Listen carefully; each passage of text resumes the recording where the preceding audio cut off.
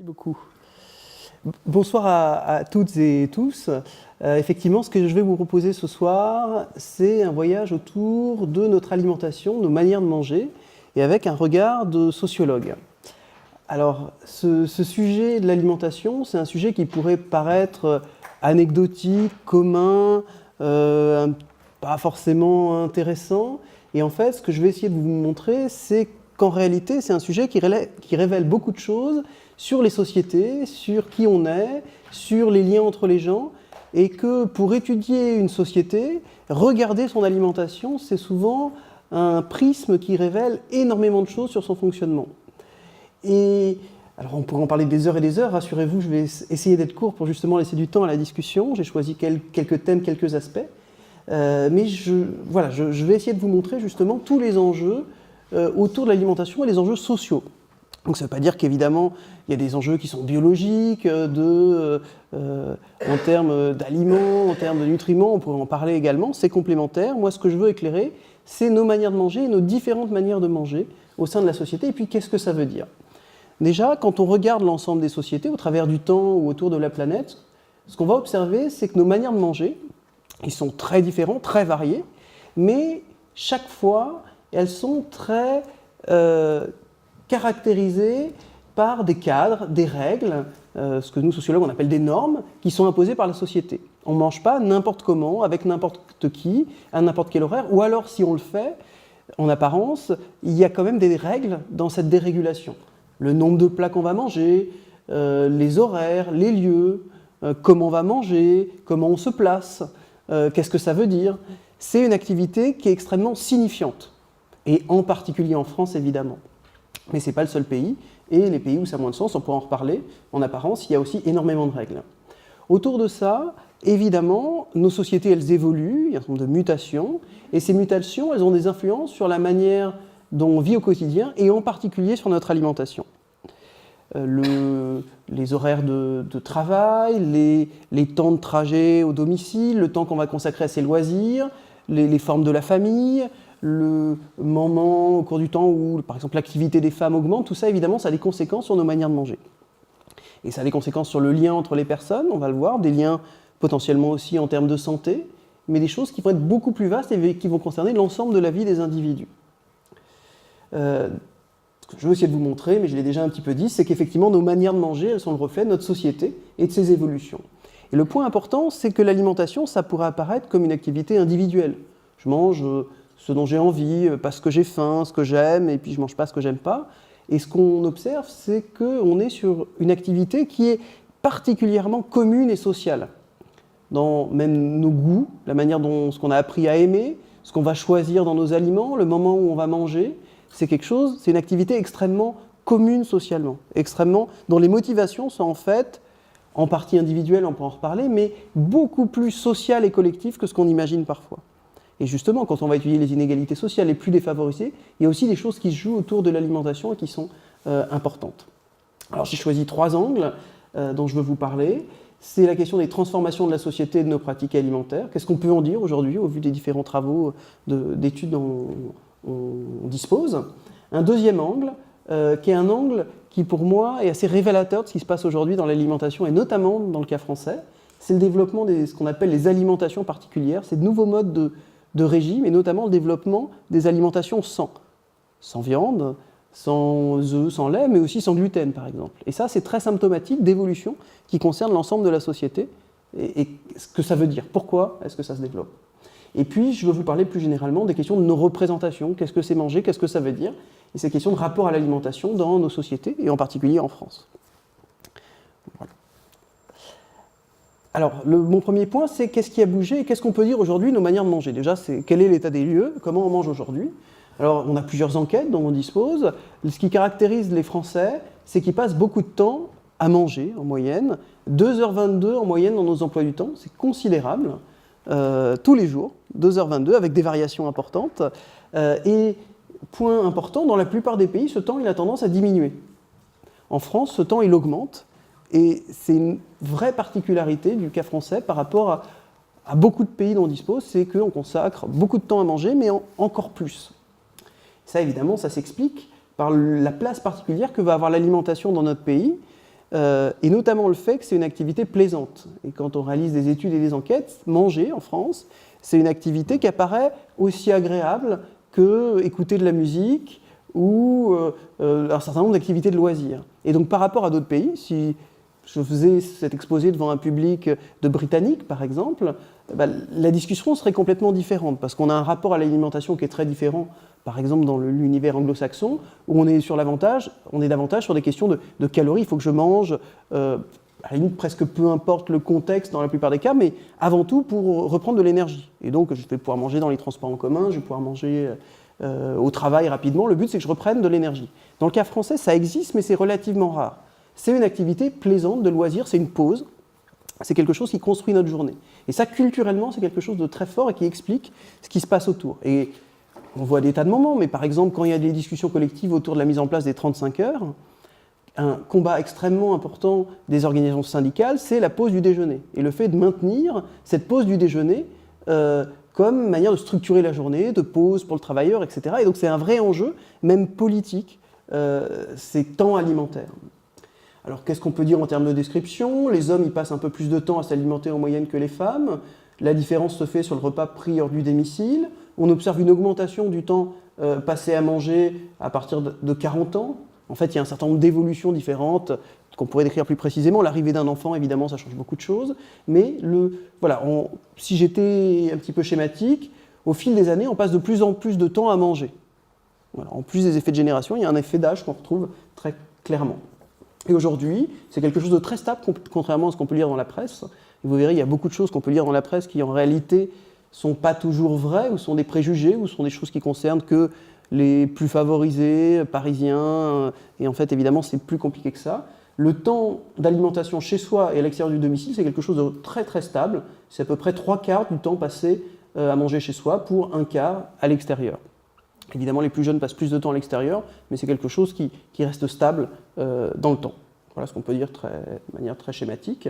Et donc, juste ce graphique en termes d'introduction, là aussi, on est sur des chiffres juste de cadrage.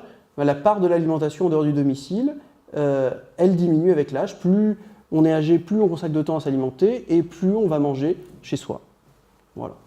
Rien de surprenant à ce stade. Ce que je veux aussi vous montrer, c'est que les manières de manger, elles sont très différentes dans la société selon là où on se situe. C'est un exemple que je prends au CREDOC, qui est un centre qui travaille beaucoup sur les consommations, et qui vise à décrire la manière dont on s'alimente en France. Et là, il nous représente dans un plan les grandes différences qu'on peut observer dans la société française. Et on le retrouve dans un certain nombre d'enquêtes. Et effectivement, les aliments qu'on va consommer, alors on va en retrouver une diversité un peu chez tout le monde, mais il y a certains aliments qui sont surreprésentés chez certains types de publics ou chez certaines caractéristiques. Un homme et une femme mangent en tendance pas exactement la même chose. Les hommes ont tendance à consommer plus de viande, les femmes plus de fruits et légumes, plus de produits laitiers par exemple. Et là aussi, pour des raisons qui sont extrêmement diverses, qui peuvent être liées à des préoccupations de santé, on en reparlera, des produits plus sains pour des produits qui sont un peu moins sains, et puis des questions de représentation. La viande, c'est le muscle, c'est la force. Et donc on est sur quelque chose qui, en termes de représentation, est marqué plus masculin. Le laitage, les fruits, c'est plus sain, on fait plus attention à son corps, mais c'est aussi des choses qui vont être liées à la maternité. Et donc on va observer un certain nombre de différences. Par exemple, les plus jeunes ont tendance à plus manger certains types d'aliments quand on regarde ce qu'ils achètent ou ce qu'ils vont manger, des boissons sucrées, les céréales, pizza, plats composés. Là aussi, ça ne devrait pas vous surprendre totalement, mais c'est juste vous marquer qu'il y a des tendances et la manière dont on mange, ce n'est pas que des choix individuels, on va être capable de distinguer des caractéristiques propres à certains individus. Et à l'inverse, les industriels vont pouvoir jouer sur ces caractéristiques, c'est-à-dire qu'ils vont chercher à donner des caractéristiques aux aliments pour justement inciter un certain groupe de la population à consommer ce produit-là. Ça donne du marketing ou de la publicité qui va vous vendre tel jambon comme étant un jambon plus de star ou élitiste, etc., pour essayer de toucher ce public-là. Ou à l'inverse, on va chercher à connoter des aliments plutôt masculins ou plutôt féminins.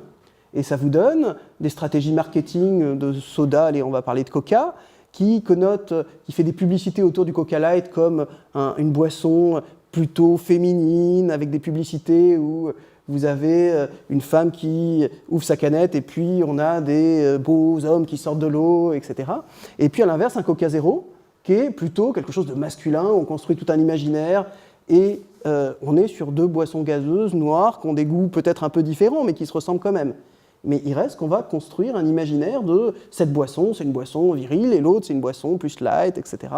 Et quand vous regardez vos étudiants dans un amphithéâtre, eh bien, effectivement, les choix de canettes correspondent aussi à ces choix-là. Et donc, vous voyez, on a construit artificiellement des connotations autour des aliments.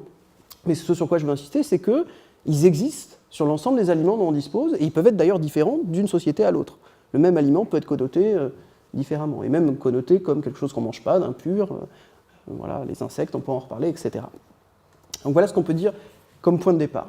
Ensuite, on parle beaucoup des manières de manger en France, de leur évolution, de leur déstructuration, j'en reparlerai.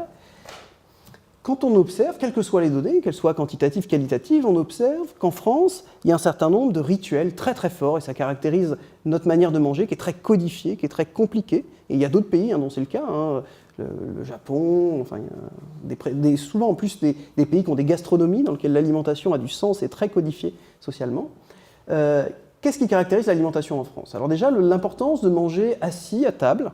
Et ça, c'est quelque chose de très distinctif et qui fascine nos collègues anglo-saxons, c'est que des Français, ils vont être dans un cocktail et manger voilà, des petits fours, etc. Souvent, ils rentrent chez eux, ils vont manger.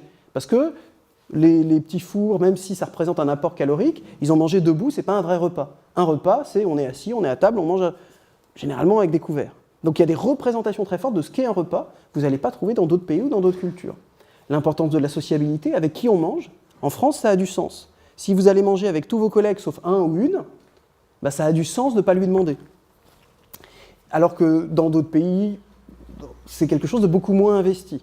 Là, qui on met autour de la table, c'est quelque chose qui a véritablement du sens, comme qui est exclu, et puis la place des mangeurs, potentiellement, qui est en bout de table, qui est près de...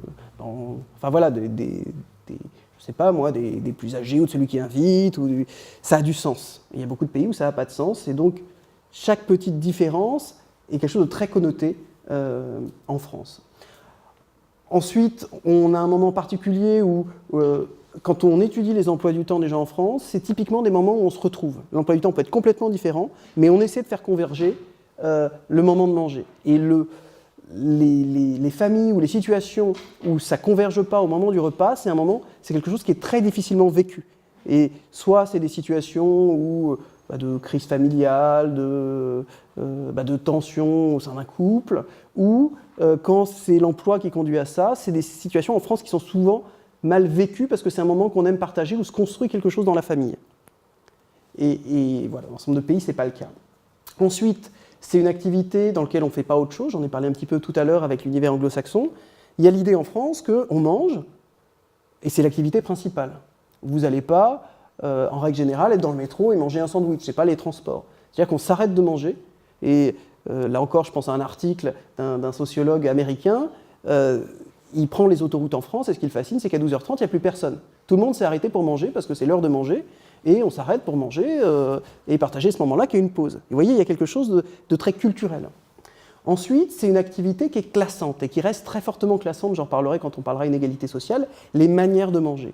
Les manières de manger, il ne faut pas que je fasse trop de parenthèses parce que j'ai promis de tenir le temps et de garder du temps pour la discussion, mais elles remontent autour du XVIe siècle. Il y a un très bon livre d'un sociologue qui s'appelle Norbert Elias, La civilisation des mœurs, ça se lit très très bien, et il décrit la manière dont nos manières de savoir-être, même de manger, ont évolué au cours du temps avec un certain nombre d'interdits. Et il va montrer d'où viennent ces interdits, pourquoi ils sont importants, parce qu'il y a ceux qui les maîtrisent et qui ne les maîtrisent pas. Et l'idée de base, par exemple, je ne sais pas mettre les coudes sur la table, ou mettre les mains sur la table, on apprend ça aux petits-enfants en France. Est-ce que vous avez une idée de ce pourquoi? D'où ça vient? À l'origine, Elias va nous montrer, avec tout un fond historique, que ça vient d'une époque où les chevaliers français, ils ont des petits couteaux, et donc on commence à édicter des codes avec l'idée que le moment de manger est un moment où on pacifie, et donc on va avoir des codes pour montrer qu'on est ensemble, on n'est pas ennemis, et que donc on ne va pas se poignarder. Et donc les coudes sur la table, c'est l'idée que je ne vais pas attraper mon poignard pour te zigouiller. Et de la même manière, je monte mes mains en signe de on est ensemble. Et c'est très intéressant parce que si vous regardez les règles de savoir-vivre, par exemple de nos amis britanniques, on apprend plutôt à mettre les mains sur les genoux et pas sur la table. Parce qu'au même moment, les chevaliers britanniques, ils avaient plutôt des grandes épées qu'on posait à l'entrée de la salle, et donc ça n'avait pas du tout de sens de mettre les mains sur la table. Et donc vous voyez, c'est un exemple, il y a des tas de codes qu'on pourrait décrire comme ça, mais ils viennent d'un moment historique où on a voulu faire de la table un moment pacifié et où, par un certain nombre de signes, on montrait qu'on était tous ensemble et qu'on était tous, c'est un lieu de paix, on est tous amis, on est tous autour de la table. Et évidemment, aujourd'hui, on n'a plus de petits couteaux sur soi, mais ça reste comme quelque chose d'extrêmement important, symboliquement, de l'idée « mets tes mains sur la table », c'est le symbole qu'on est tous en train de communier autour de cette table, etc., avec tout ce qu'on peut dire autour. Donc il y a un symbolisme très fort autour de nos pratiques alimentaires et de ce qu'elles veulent dire, et du respect ou non de ces codes. Voilà.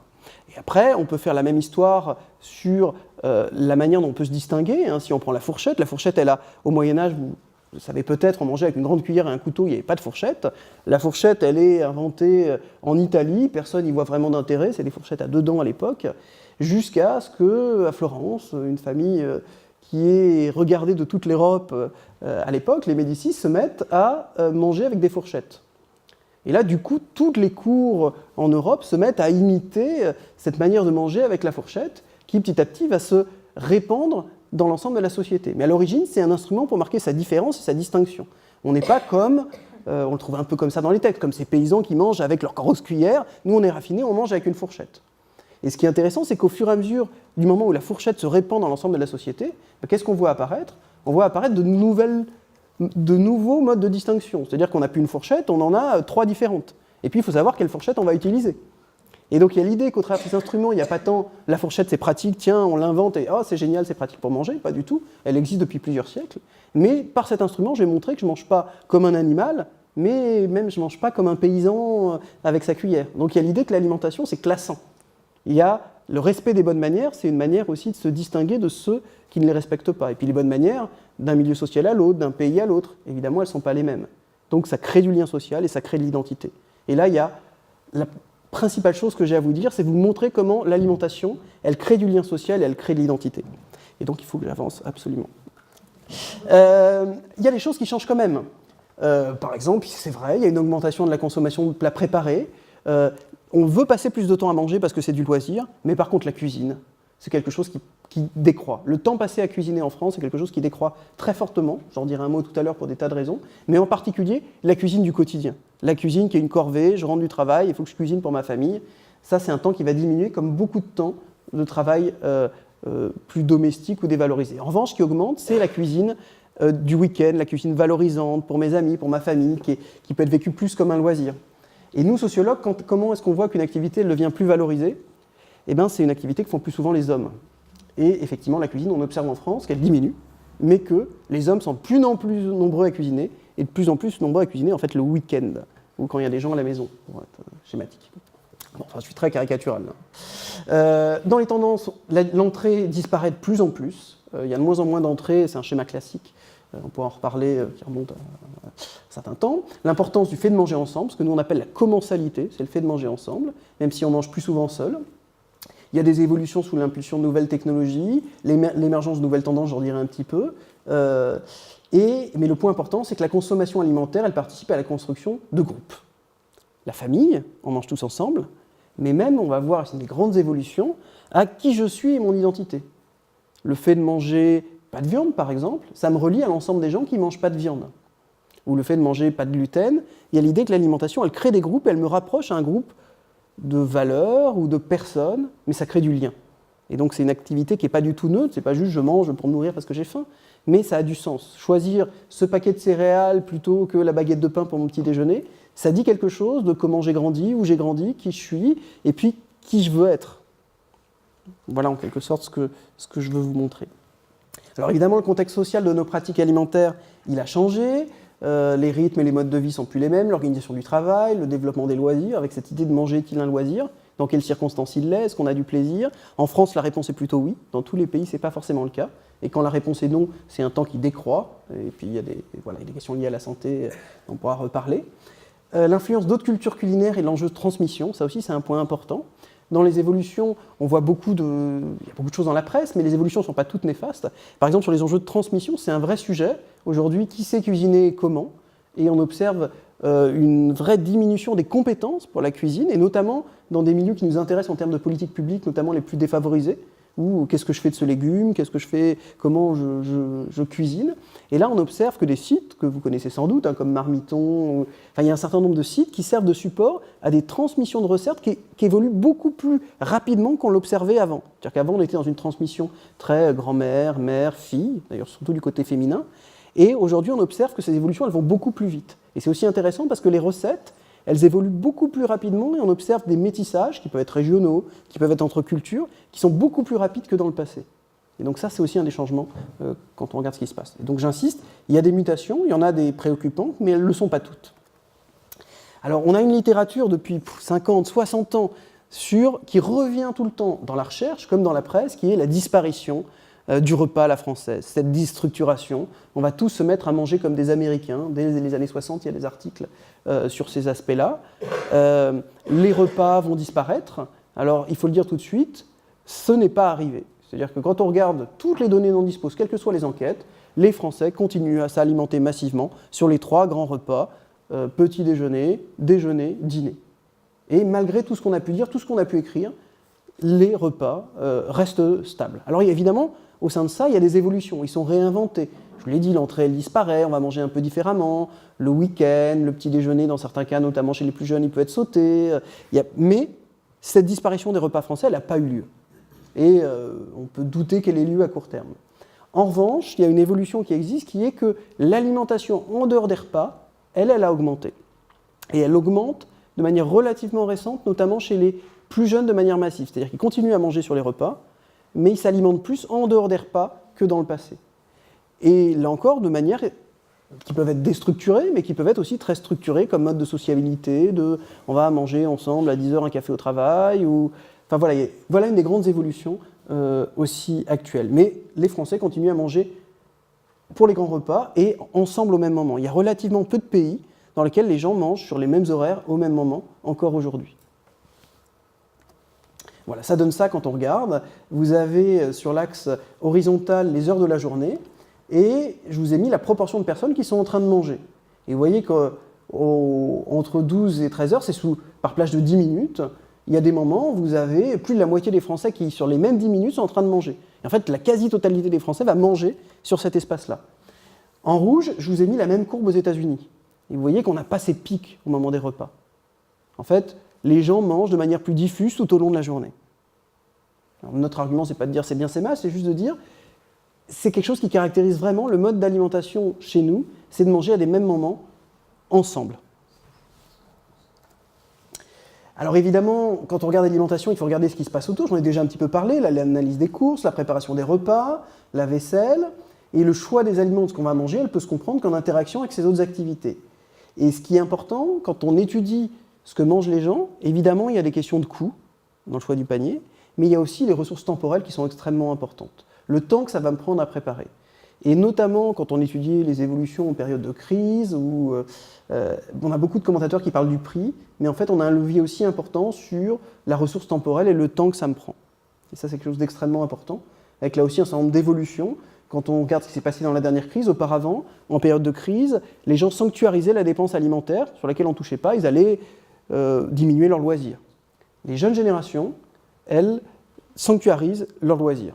C'est-à-dire le portable, Internet, ce qui peut se comprendre, hein, mais on va toucher au budget alimentaire, ce qui est une vraie différence par rapport à toutes les générations qui ont précédé. Donc on a aussi des évolutions de ce point de vue-là. Alors ça, j'en ai parlé, on a des baisses d'autres temps, comme le temps de cuisine, hein, on a perdu 18 minutes de moins de cuisine en moyenne en France par jour, ce qui est extrêmement important, entre 86 et 2010. On consomme plus de produits préparés, on a aussi un meilleur équipement des ménages en électroménager qui peut expliquer cette évolution-là. Mais tout ça pour insister sur l'importance du temps que je vais passer, notamment à préparer. Le savoir-faire culinaire, j'en ai parlé un petit peu avant, c'est pas perdre de vue qu'il y a un vrai enjeu autour de cette transmission des savoirs culinaires. Et là, on observe de vraies différences, notamment quand on on parle des politiques publiques et des inégalités sociales. Voilà. Et donc je veux en arriver à mon deuxième point, une fois que j'ai placé ce cadre-là, qui est un résumé de voilà, qu'est-ce qu'on peut dire aujourd'hui si j'avais résumé sur les grandes évolutions de la manière dont mangent les Français. Alors maintenant, je vais faire un focus sur une des évolutions majeures de la manière dont s'alimentent les Français. Je l'ai dit, l'alimentation des Français, jusqu'à récemment, elle était pensée avant tout de manière très collective. On mange ensemble et on mange tous la même chose. Et si l'un d'entre nous décide de ne pas manger la même chose, ben, il se met un peu à l'écart du groupe. Et là, en France, depuis 5-6 ans, on observe une réelle évolution sur cet aspect-là. On observe une individualisation des pratiques alimentaires beaucoup plus forte. C'est-à-dire qu'il est beaucoup plus accepté en France d'avoir un régime alimentaire différent et de le revendiquer. Alors que c'était extrêmement mal vu il y a encore 10 ans. Alors, pas manger de viande, pas manger ça ou ça. Il y a 10 ans, vous étiez celui qui embêtait tout le monde. Voilà, qu'est-ce qu'on va lui faire à manger? Il ne mange pas de viande. Alors que dans d'autres pays, au même moment où vous alliez en Allemagne, c'était quelque chose de relativement accepté. Vous invitez des gens, vous leur demandez ce qu'ils mangeaient, ce qu'ils ne mangeaient pas, et ça allait de soi. Ça, c'est un vrai changement, et je vais chercher à vous expliquer pourquoi. On observe dans notre pays, aujourd'hui, une beaucoup plus forte revendication des particularismes alimentaires. C'est-à-dire, je vais manger différemment, et je vais le revendiquer. Je ne mange pas de viande, ou je ne mange pas de gluten, par exemple. Et cet aspect-là va être extrêmement important, alors dans ma vie de tous les jours, dans les choix que je vais faire, mais aussi dans la manière dont je vais me définir et qui je vais être. Ça joue un rôle central dans la construction de l'identité des individus. Ce qu'ils mangent et la manière dont ils mangent, et à l'inverse, ce qu'ils ne mangent pas. L'alimentation, c'est une manière de se distinguer, de revendiquer sa singularité et de marquer un certain nombre de valeurs. Et dans nos sociétés qui sont un peu plus sécularisées, dans lesquelles les liens traditionnels sont un peu moins forts, on a des choses tout à fait nouvelles qui vont se passer au travers de l'alimentation, en termes de création de liens ou de défense de certaines valeurs. Alors ça se passe aussi dans un climat qui est particulier, qui est un climat qui est anxiogène pour le mangeur, pour le consommateur. On a, depuis les années 60, une distance qui s'est accrue entre le producteur et le mangeur. Je ne sais plus d'où vient ce qui est dans mon assiette. Il y a une boîte noire.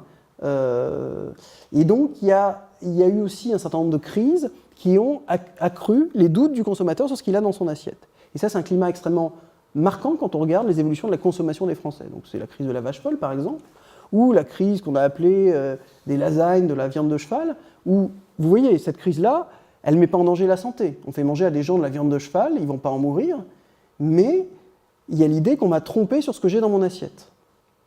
Et qu'en particulier, on me fait manger des choses que je considère comme potentiellement pas mangeables.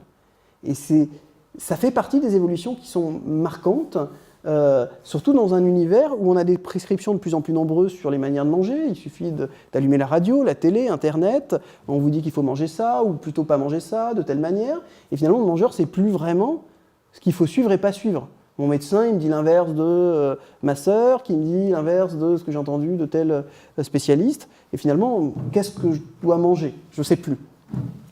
Et ça renvoie à ce que les anthropologues ils appellent le paradoxe de l'omnivore. C'est quoi? C'est l'idée que nous, omnivores, on a besoin de variété pour nous nourrir. Et c'est un vrai avantage en termes d'évolution parce que ça nous permet de nous adapter au changement.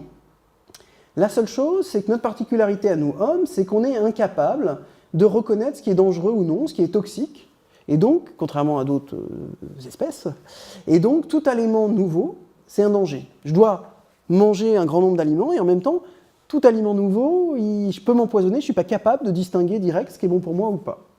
Et donc il y a une tension, c'est ça que les anthropologues appellent le paradoxe de l'omnivore, qui conduit à une anxiété alimentaire qui est le propre finalement de notre mode d'alimentation à nous humains. Et la manière principale de résoudre cette anxiété, c'est les cultures alimentaires. C'est un ensemble de règles strictes autour de la manière de choisir, de préparer, de manger certains aliments avec ce qui est bon et pas bon.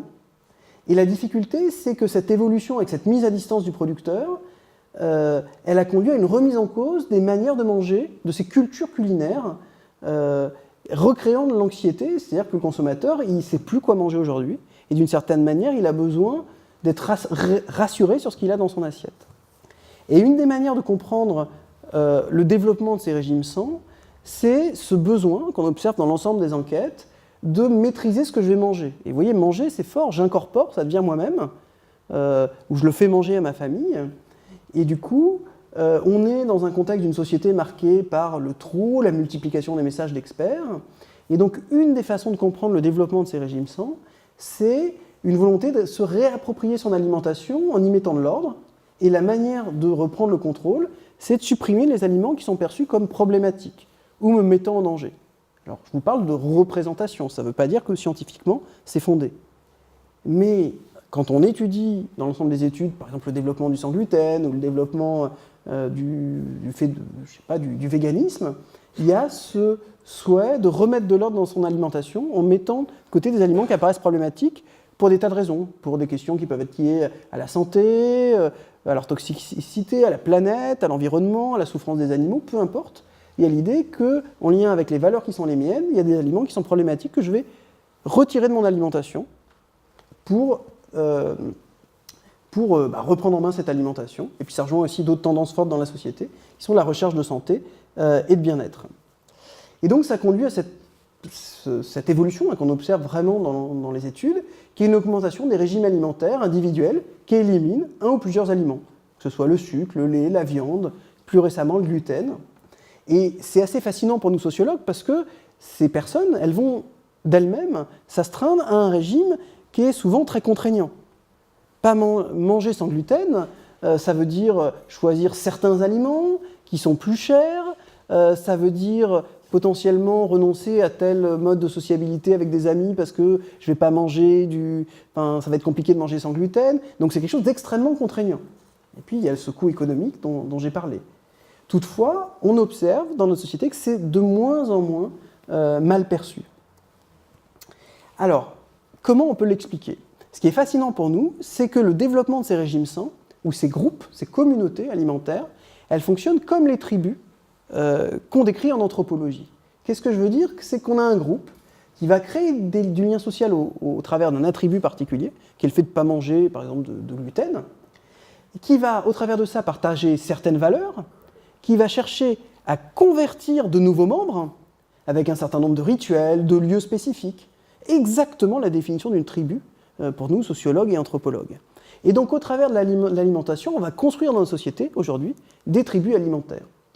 Et généralement, quand je dis ça à mes étudiants, ouais, ils soupirent, ils me regardent, et puis je leur dis, bon, vous avez combien d'entre vous un compte Facebook ? Quasi là, tous. Et puis je leur demande ce qu'ils ont aimé comme page. Et on va se rendre compte qu'ils ont liké la page de tel gâteau Nestlé. Si on prend les pages les plus aimées, likées sur Facebook aujourd'hui en France, c'est des sodas, c'est Oasis, c'est, vous voyez, des marques alimentaires en fait. C'est pas des chanteurs, des groupes de rock ou des écrivains, hein. C'est de l'aliment. Et donc, quelque part, c'est signaler que ça dit quelque chose de mon identité ou de qui je suis. Je donne à voir que j'aime cette marque de gâteau ou ce soda. Et donc, vous voyez, il y a quelque chose qui se passe qui est fascinant, qui est que ce que je vais manger, ça va être quelque chose qui va me définir presque plus que mes pratiques culturelles. Ou alors, d'une certaine manière, ça en fait partie. Et ça va très loin, c'est un marqueur qui rassemble. Il y a ceux qui, comme nous, ne mangeons plus de viande, ou ceux qui, comme nous, ne mangent pas de gluten, et puis il y a les autres, avec potentiellement des jugements moralisateurs ou moraux sur qui sont les autres et la ligne qu'on trace. Et puis ça va très loin. Alors évidemment, je vais chercher, mon propos, c'est pas de dire c'est bien, c'est mal, c'est de chercher à comprendre ce qui se passe. Mais ça va très loin en termes de lien social. Vous voyez un développement d'un site qui marche relativement bien, qui s'appelle GlutM, qui est un site de rencontre pour les personnes qui ne mangent pas de gluten. Ça veut dire quoi ? Ça veut dire que moi qui m'inscris sur ce site, je considère que le fait de ne pas manger de gluten, c'est quelque chose d'essentiel en termes d'identité de qui je suis. Plus que j'habite à tel endroit, ou j'ai tel âge, j'ai grandi dans telle région. Non, ce qui me définit et ce qui est important en termes de lien avec les autres, c'est le fait que je ne mange pas de gluten, ou que je ne mange pas de viande, ou que je ne mange pas de lait. Et donc ça devient un marqueur identitaire extrêmement important. Et ça, c'est une vraie évolution, et notamment en France, l'alimentation marque et signale qui on est, et de manière extrêmement forte. Et quand je vais me définir, quand je vais parler aux gens, ou même quand moi-même, face au miroir, je vais dire qui je suis, ben ça va arriver parmi les premiers aspects pour définir ce qui est important pour moi. Ce qui est important pour moi, c'est de manger de telle manière ou pas manger tel aliment, parce que c'est une manière de aussi donner à voir les valeurs qui sont les miennes et qui sont constitutives. Et donc là, il y a eu une bascule entre il y a une vingtaine d'années où c'était avant tout de la constitution de groupe, de la distinction sociale, du lien familial qui était créé autour de l'alimentation, à aujourd'hui où l'alimentation est aussi fortement un marqueur individuel de qui je suis. Je mange tel type de produit, je bois du coca, oui mais du coca zéro, ou alors je ne bois pas de coca, et finalement c'est extrêmement distinctif et en termes de donner à voir qui je suis.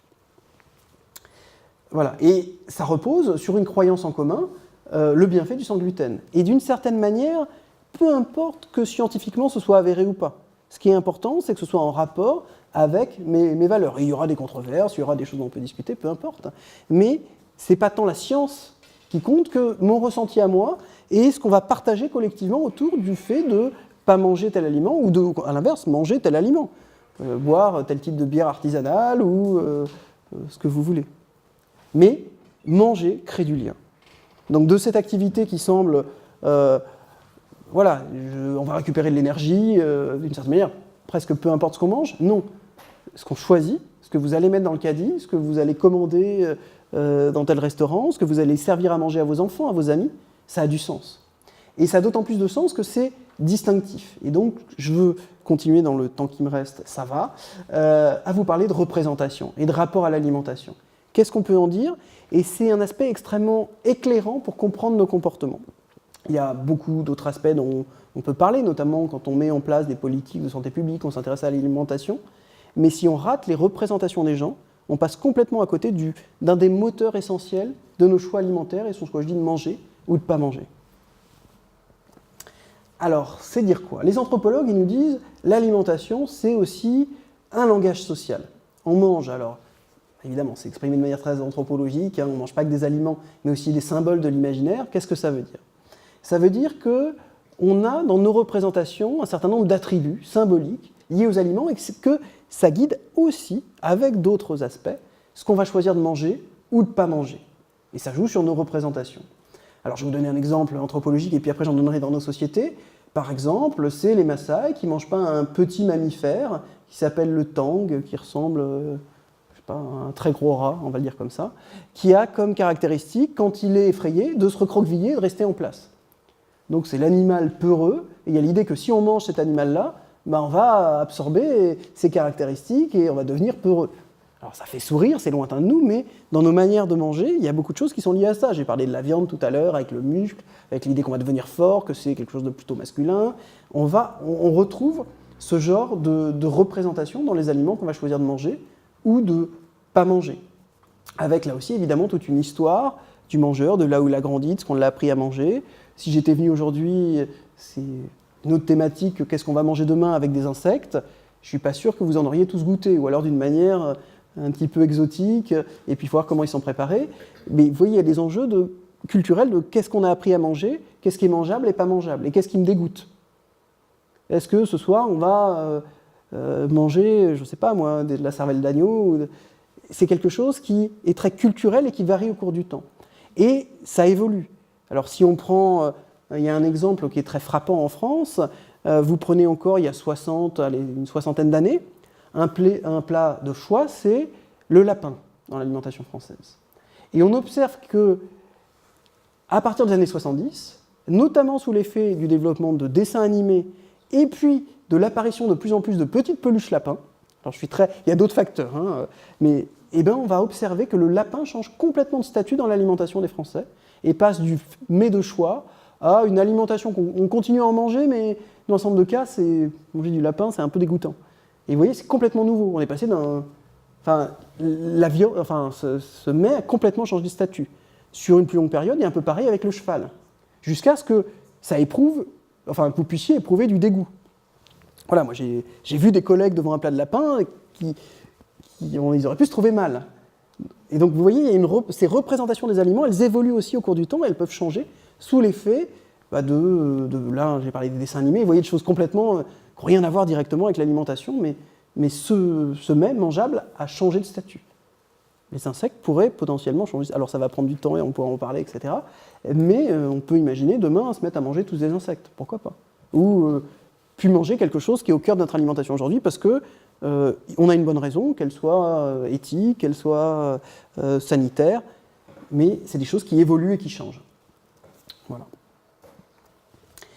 L'enjeu de distinction, j'en ai parlé, mais il m'intéresse beaucoup parce que cet aspect inégalité sociale, il est central. Et à mes yeux, c'est un des enjeux majeurs de ce que sera notre alimentation demain. Je l'ai dit, les pratiques alimentaires, elles sont très différenciées socialement. En lien avec le prestige social, on ne mange pas la même chose selon là où on est dans la société. Et puis même en termes d'aliments, je sais pas, les pièces de viande, on ne mange pas les mêmes morceaux de l'animal.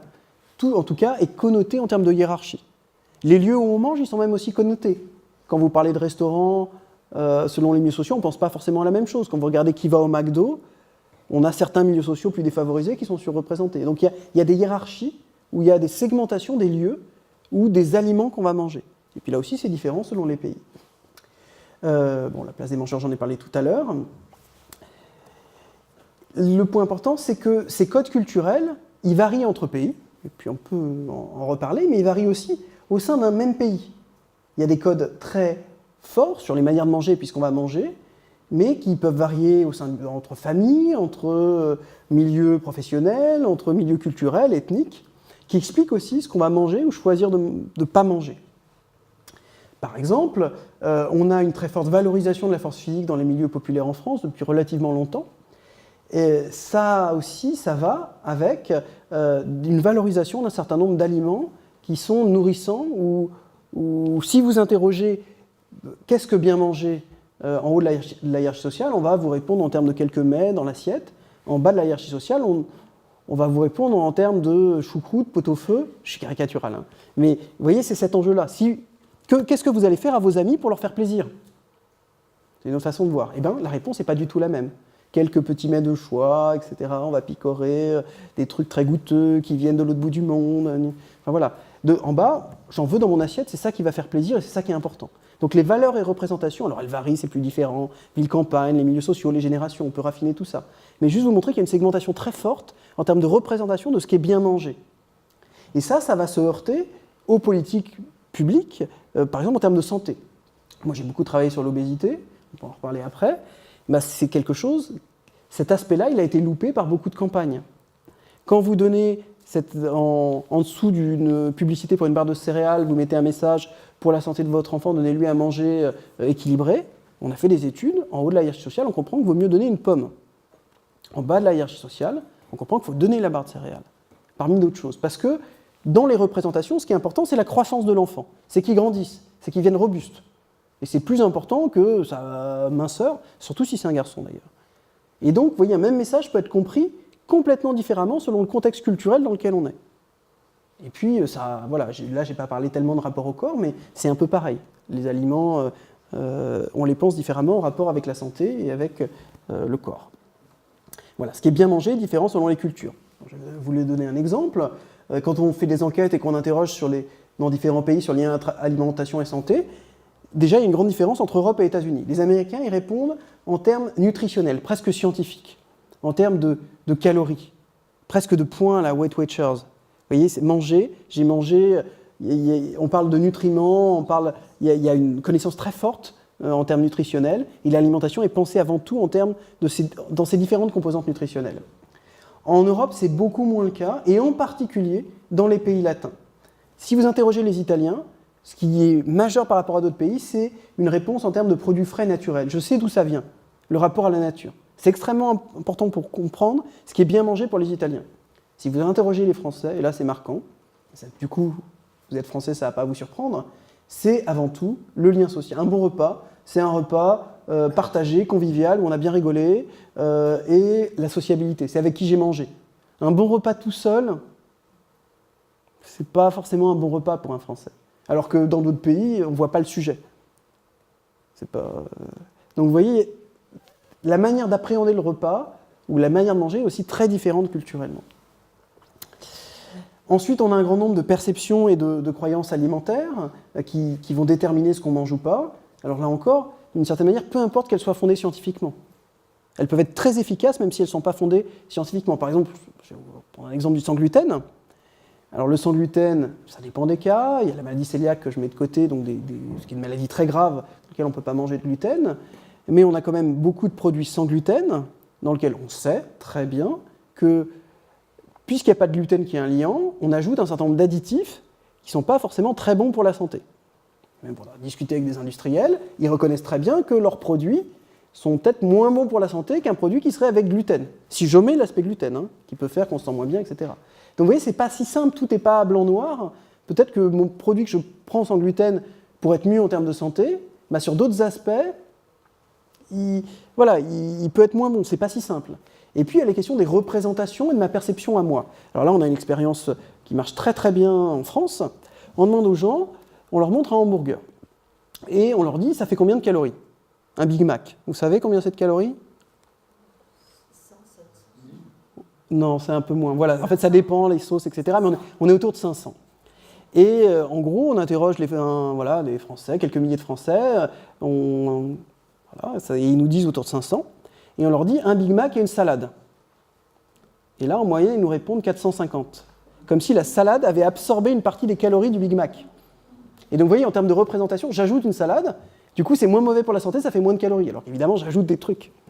Et donc, les représentations que j'ai des aliments, elles jouent sur ma perception moi-même de ce que j'ai mangé et de comment je le perçois. Et typiquement, c'est le problème un peu des boissons light, où on observe dans certains types de comportements que parce que c'est light, on en consomme plus et que finalement, c'était peut-être pas si bien.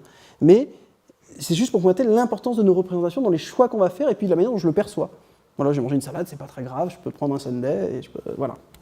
Et donc, cette perception du caractère sain-malsain, elle est liée à plein de choses, au contexte et à l'aspect culturel. Tout ça, ces modes de perception et croyances, elles varient énormément selon les cultures, on peut en parler après si vous le voulez, et selon les milieux sociaux, ce qui, moi, va m'importer quand on mène des politiques publiques. Voilà. Alors, le dernier aspect que je veux développer, c'est justement cet aspect inégalité sociale, pour vous montrer qu'il est marquant et que c'est un des enjeux extrêmement importants aujourd'hui en France. Quand on réalise des enquêtes en grande section de maternelle, donc c'est des tout petits, hein, ils ont 5-6 ans, bah, qu'est-ce qu'on observe? On observe qu'on a 14% des enfants qui ont un père ouvrier qui sont en surpoids ou obèses, 4% qui sont obèses, contre 9% avec un père cadre. Et ce que je vais vous montrer tout de suite après, c'est que cette différence, elle s'accroît au fil du temps. Et donc, quand on a des discours, oui, l'obèse est un petit peu responsable de ce qu'il mange, etc. Vous voyez, là, on n'est pas dans ce cas-là, on est sur des enfants, ils sont tout petits. De la même manière, on a 6 fois plus de caries non soignées dans la bouche des enfants d'ouvriers par rapport aux enfants de cadre. 4% contre 24%. Vous voyez, il y a des inégalités sociales extrêmement fortes et qui jouent dès le plus jeune âge. Et donc, en partie au travers de l'alimentation. C'est-à-dire, si on aime des plats qui tiennent au corps avec des patates et de la sauce, c'est aussi parce que depuis tout petit, c'est ce qu'on nous a appris à aimer et c'est ce qui est au fondement de la sociabilité et est important pour moi. Il y a aussi des choses qui se passent dans la projection dans le futur. Quand on galère au quotidien, on a beaucoup plus de mal à se projeter dans le long terme. Et donc c'est une vraie différence quand on étudie les différents groupes sociaux en termes de rapport entre alimentation et santé, où les plus favorisés, ils pensent en termes de préventif, la maladie que je vais développer dans le futur ou que mes enfants peuvent avoir. Quand je suis dans un quotidien, finalement, ce qu'on va développer dans 10 ans, c'est moins important. Et d'autant plus si je suis une mère de famille qui ait peu de moyens pour faire plaisir à mes enfants, l'alimentaire, la barre de céréales au chocolat, c'est peut-être une manière de faire plaisir à mon enfant plus facilement. Donc vous voyez, il y a des logiques très compliquées qui sont pas simple quand on veut essayer de faire des politiques de santé. Donc, ça, il y a des différences selon les secteurs d'école, on pourrait en parler, et ça recoupe aussi des inégalités géographiques. Donc là, j'ai mis un exemple, on est toujours chez les enfants de grande section de maternelle, ben, vous voyez que, là, j'ai mis la part d'enfants de 6 ans qui boivent tous les jours des boissons sucrées, hein, on est en grande section de maternelle, vous voyez qu'il y a des écarts considérables entre le nord et l'est de la France, et puis le sud. Hein, il y a un écart de 1 à 2, alors, il y a des choses qui sont liées aux milieux sociaux, qui sont culturelles, qui sont liées à l'alimentation, c'est très divers, il y a une multiplicité de causes. Mais on le voit très bien apparaître en termes d'inégalité aussi territoriale. Qu'est-ce que c'est Eh bien, c'est une région, les Hachures, c'est vrai, c'est pas mis là, les Hachures, c'est une région qui a modifié la question, sans nous le dire. Enfin, le recteur, allez, on va dire, qui est le méchant. C'est le recteur de l'académie qui a eu une bonne idée, qui a trouvé la question pas bien posée par les chercheurs, et donc il l'a modifiée. Sauf qu'évidemment, elle est modifiée, elle n'a plus aucun sens et on ne peut pas comparer. Et comme on a voulu qu'il se fasse gronder par le ministre, on a supprimé les données pour bien montrer qu'il avait fait un truc qui n'était pas bien. Et donc on ne pouvait plus comparer. Parce qu'évidemment, si vous changez un petit peu la question, surtout sur ces aspects-là, bah, vous ne mesurez pas vraiment la même chose et ça n'a pas grand sens. Hein.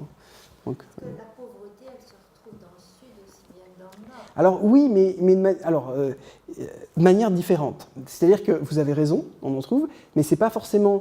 C'est plus complexe que ça. C'est pas que des affaires de pauvreté, justement. Et puis là encore, il y a des différences entre garçons et entre filles.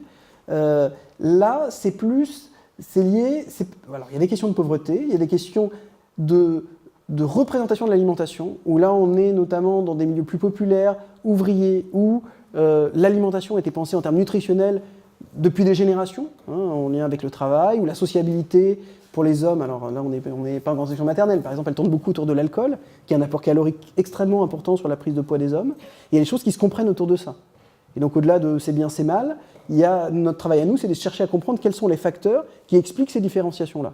Et donc c'était juste vous montrer qu'il y en a aussi des géographiques qui recoupent le social dont moi je parle et qui va nous intéresser pour voir là où il y a des sujets ou des choses à étudier ou à accompagner. J'ai presque fini, j'avance, et puis après on ouvre la discussion sur tous les aspects que vous voulez. Bon, je voulais vous montrer que chez les adultes, les inégalités sont extrêmement fortes. Là j'ai mis le niveau de diplôme. En fait, le moment où l'obésité augmente en France, c'est dans les années 90. En fait, elle augmente dans certains milieux sociaux les plus défavorisés, les moins diplômés. En fait, l'augmentation de l'obésité en France, c'est une augmentation des inégalités sociales, très clairement. Voilà, c'est ça que je voulais montrer par ce graphique. On a un certain nombre de travaux qui réfléchissent aux particularités, ce qui peut expliquer l'augmentation de ces inégalités sociales. On observe que les femmes de milieux défavorisés, elles ont moins de contrôle sur les choix alimentaires de leur famille. Elles peuvent ramener des épinards et de la salade, mais si personne ne les mange, ça ne marche pas. Elles ont plus de contraintes, moins de marge de manœuvre, moins de soutien de la famille. Il y a des enjeux de représentation. Il y a aussi moins d'opportunités pour observer et apprendre des pratiques liées à une bonne alimentation. Et puis j'en reviens à ces différences de représentation de ce qui sont une alimentation, qui sont des facteurs, alors il y en a d'autres dont on peut parler après, qui expliquent ces écarts. Un autre point que je voulais marquer, c'est le rapport différencié aux politiques publiques. Parce que sur l'alimentation, on a eu un développement, notamment dans le contexte de l'augmentation de l'obésité, des politiques publiques qui visaient à modifier notre alimentation. Alors ce qu'on observe, c'est que ces politiques, elles touchent plus les plus favorisés, évidemment, qui ont plus les codes, les ressources, et elles ont un peu touché, mais de manière différenciée, les plus modestes. Et en fait, ce qu'on a observé, et c'est un petit peu compliqué quand on fait des politiques nationales, c'est que les politiques en France, elles ont permis de baisser en moyenne l'obésité, très clairement. Mais elles l'ont baissé plus chez les plus favorisés que chez les plus défavorisés. Et donc, qu'est-ce qu'elles ont fait, les politiques? Elles ont baissé l'obésité, mais en fait, elles ont accru les inégalités. Elles ont accru l'écart entre les plus riches, qui ont été réceptifs au message, qui avaient les moyens de changer leurs habitudes, et les plus défavorisés. Et donc il y a un vrai enjeu quand on mène des politiques de santé publique, notamment sur cette thématique de l'alimentation, sans qu'elles soient ciblées, sans qu'on prenne en compte les représentations, les contraintes, d'en fait, derrière de bonnes intentions, accroître les inégalités sociales. Et c'est typiquement ce qui s'est passé en France, comme dans d'autres pays. Le dernier point que je veux soulever, c'est un enjeu autour de l'alimentation aujourd'hui en France, qui est un enjeu de responsabilisation. On a dans nos représentations l'idée que si vous êtes trop gros, mais c'est lié aussi à votre santé, si vous êtes malade, d'une certaine manière, c'est de votre faute. Et cette représentation de la responsabilisation, elle est très très forte, évidemment c'est beaucoup plus compliqué que ça, et on glisse souvent d'une responsabilisation à une culpabilisation, et notamment quand on regarde l'obésité, et les carrières, enfin les trajectoires, je vais le dire comme ça, de personnes qui sont obèses, il y a quelque chose de très fort autour de cette culpabilisation de son corps, et notamment du rapport au régime, notamment chez les femmes. Voilà, je vais le dire comme ça, on pourrait en parler des heures aussi, mais je voulais le mentionner là. Alors, je tiens mon temps, j'ai 30 secondes. Qu'est-ce qu'on retient de la conclusion? Nos manières de manger, elles évoluent, elles sont en constante évolution. Elles sont le reflet de notre société, de ses évolutions. Il y a beaucoup de choses à dire. Ce qui est important, c'est que ça concerne l'assiette, ce qu'on a dans l'assiette, ce qu'on mange, mais aussi tout ce qui est autour. Et finalement, presque le plus important, quand on regarde notre modèle alimentaire et ce qu'il caractérise, c'est pas tant ce qu'on mange, notre gastronomie, que la manière de le manger. Et c'est ça qui est important. C'est qu'est-ce qui a été classé à l'UNESCO d'ailleurs, c'est pas ce qu'on met dans notre assiette, c'est la manière de le manger. C'est le repas gastronomique à la française. C'est pas la gastronomie française, c'est pas ce qu'on mange. Ce qui est classé, c'est le repas gastronomique, c'est-à-dire, quand on va voir en détail, la manière dont on le mange. Nos codes, l'organisation sur la journée, la constitution des repas, le fait de la manière dont on le mange, tout ça ensemble, la convivialité. Et c'est ça qui nous différencie culturellement, au moins autant, voire plus, que ce qu'on mange réellement aujourd'hui. Il faut prendre en compte les ressources financières, mais les ressources temporelles sont aussi extrêmement importantes pour comprendre les différenciations. Si on voulait résumer, qu'est-ce qu'on peut dire? Que les repas aujourd'hui sont certes moins pris au domicile, notamment chez les plus jeunes, qu'on observe une baisse de nombre de plats, une disparition de l'entrée, une baisse du temps des préparations, mais le fait de manger ensemble, la commensalité, le plaisir, ça reste des valeurs prépondérantes dans l'alimentation des Français, et en fait, ça n'a pas tellement bougé, contrairement à tous les discours qu'on a dans la recherche, comme dans la presse, depuis plus de 60 ans. Et donc, des enjeux essentiels pour demain, il y en a un certain nombre, mais celui que je veux pointer, c'est l'enjeu en termes d'inégalité sociale et d'accès à une alimentation pour tout le monde, qui ne soit pas différencié. C'est-à-dire que, vous le savez aujourd'hui, les types de jambon mangés selon les milieux sociaux ne sont pas les mêmes, en lien avec des prix. Et au travers de cette individualisation de l'alimentation, on observe un décrochage d'une partie de la population dans l'accès aux aliments auxquels elle peut avoir. Voilà, dire comme ça. Voilà, et je vais m'arrêter là. Il y a beaucoup d'autres sujets dont on peut parler quand on parle d'alimentation. Libre à vous, voilà, on peut aller parler d'autres cultures, de certains aspects. La parole est à vous.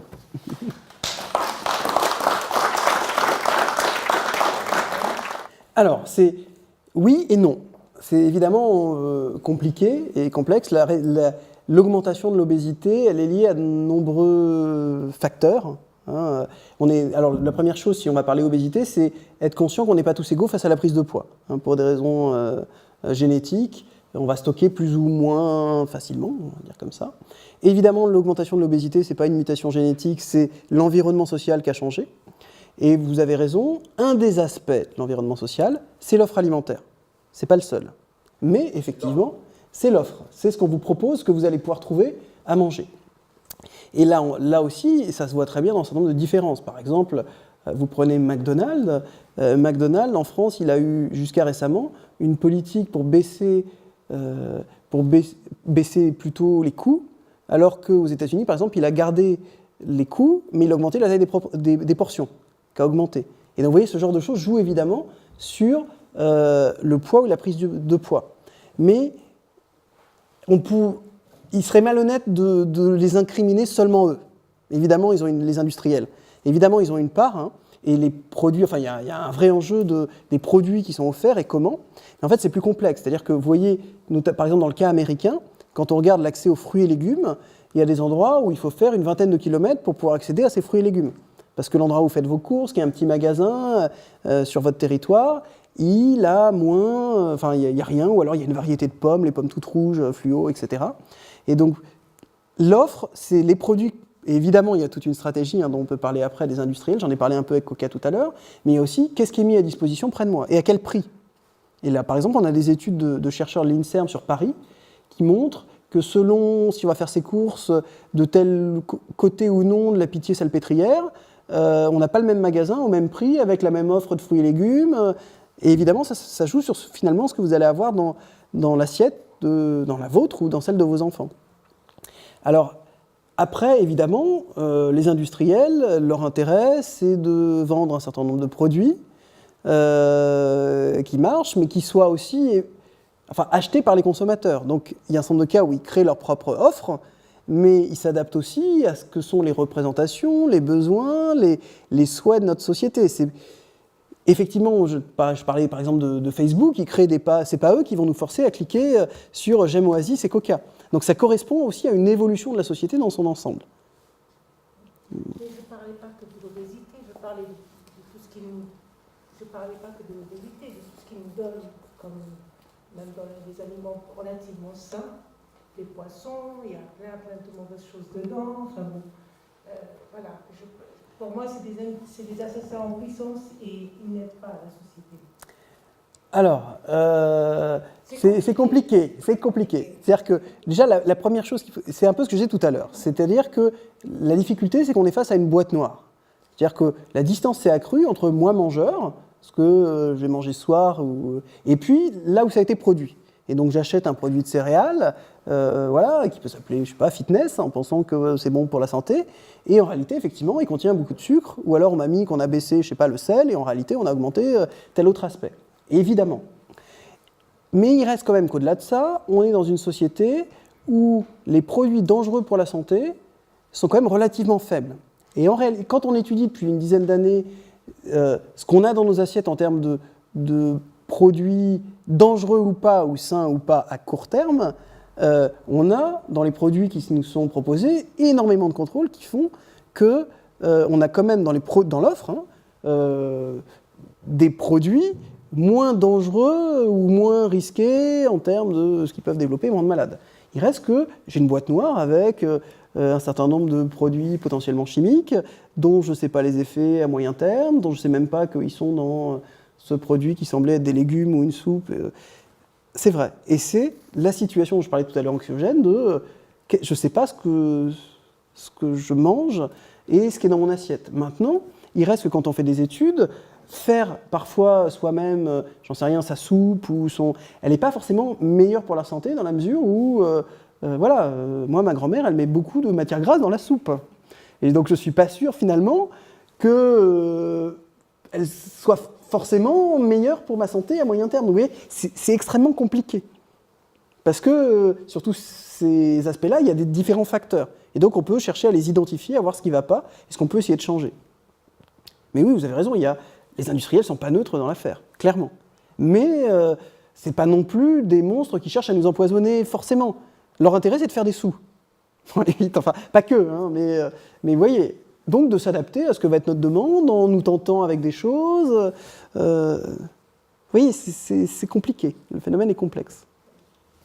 Merci. Question là-bas, je reviens.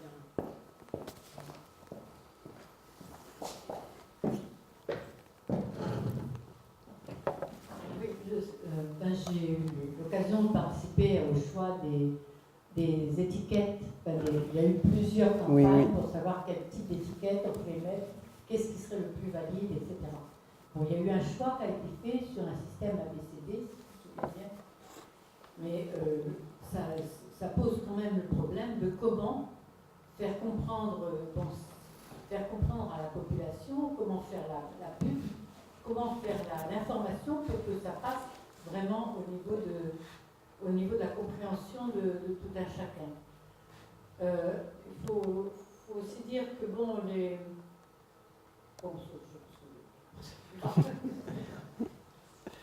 Alors, vous avez raison, voilà, ce sujet-là, c'est un vrai sujet, c'est l'information nutritionnelle. Et là aussi, c'est un sujet compliqué. C'est-à-dire que déjà, quand on interroge, mais on a la même chose aux États-Unis, les gens sur est-ce qu'ils veulent plus d'informations, ils répondent très majoritairement oui. Quand on leur demande est-ce que vous la regardez, ils répondent très majoritairement non. Donc il y a comment est-ce qu'on peut faire de manière simple, et c'est l'enjeu de ces expérimentations-là, pour faire en sorte que les gens aient une information sur ce qui est plus ou moins bon pour eux. Une fois qu'on a dit ça, se pose la question de comment je classe les produits.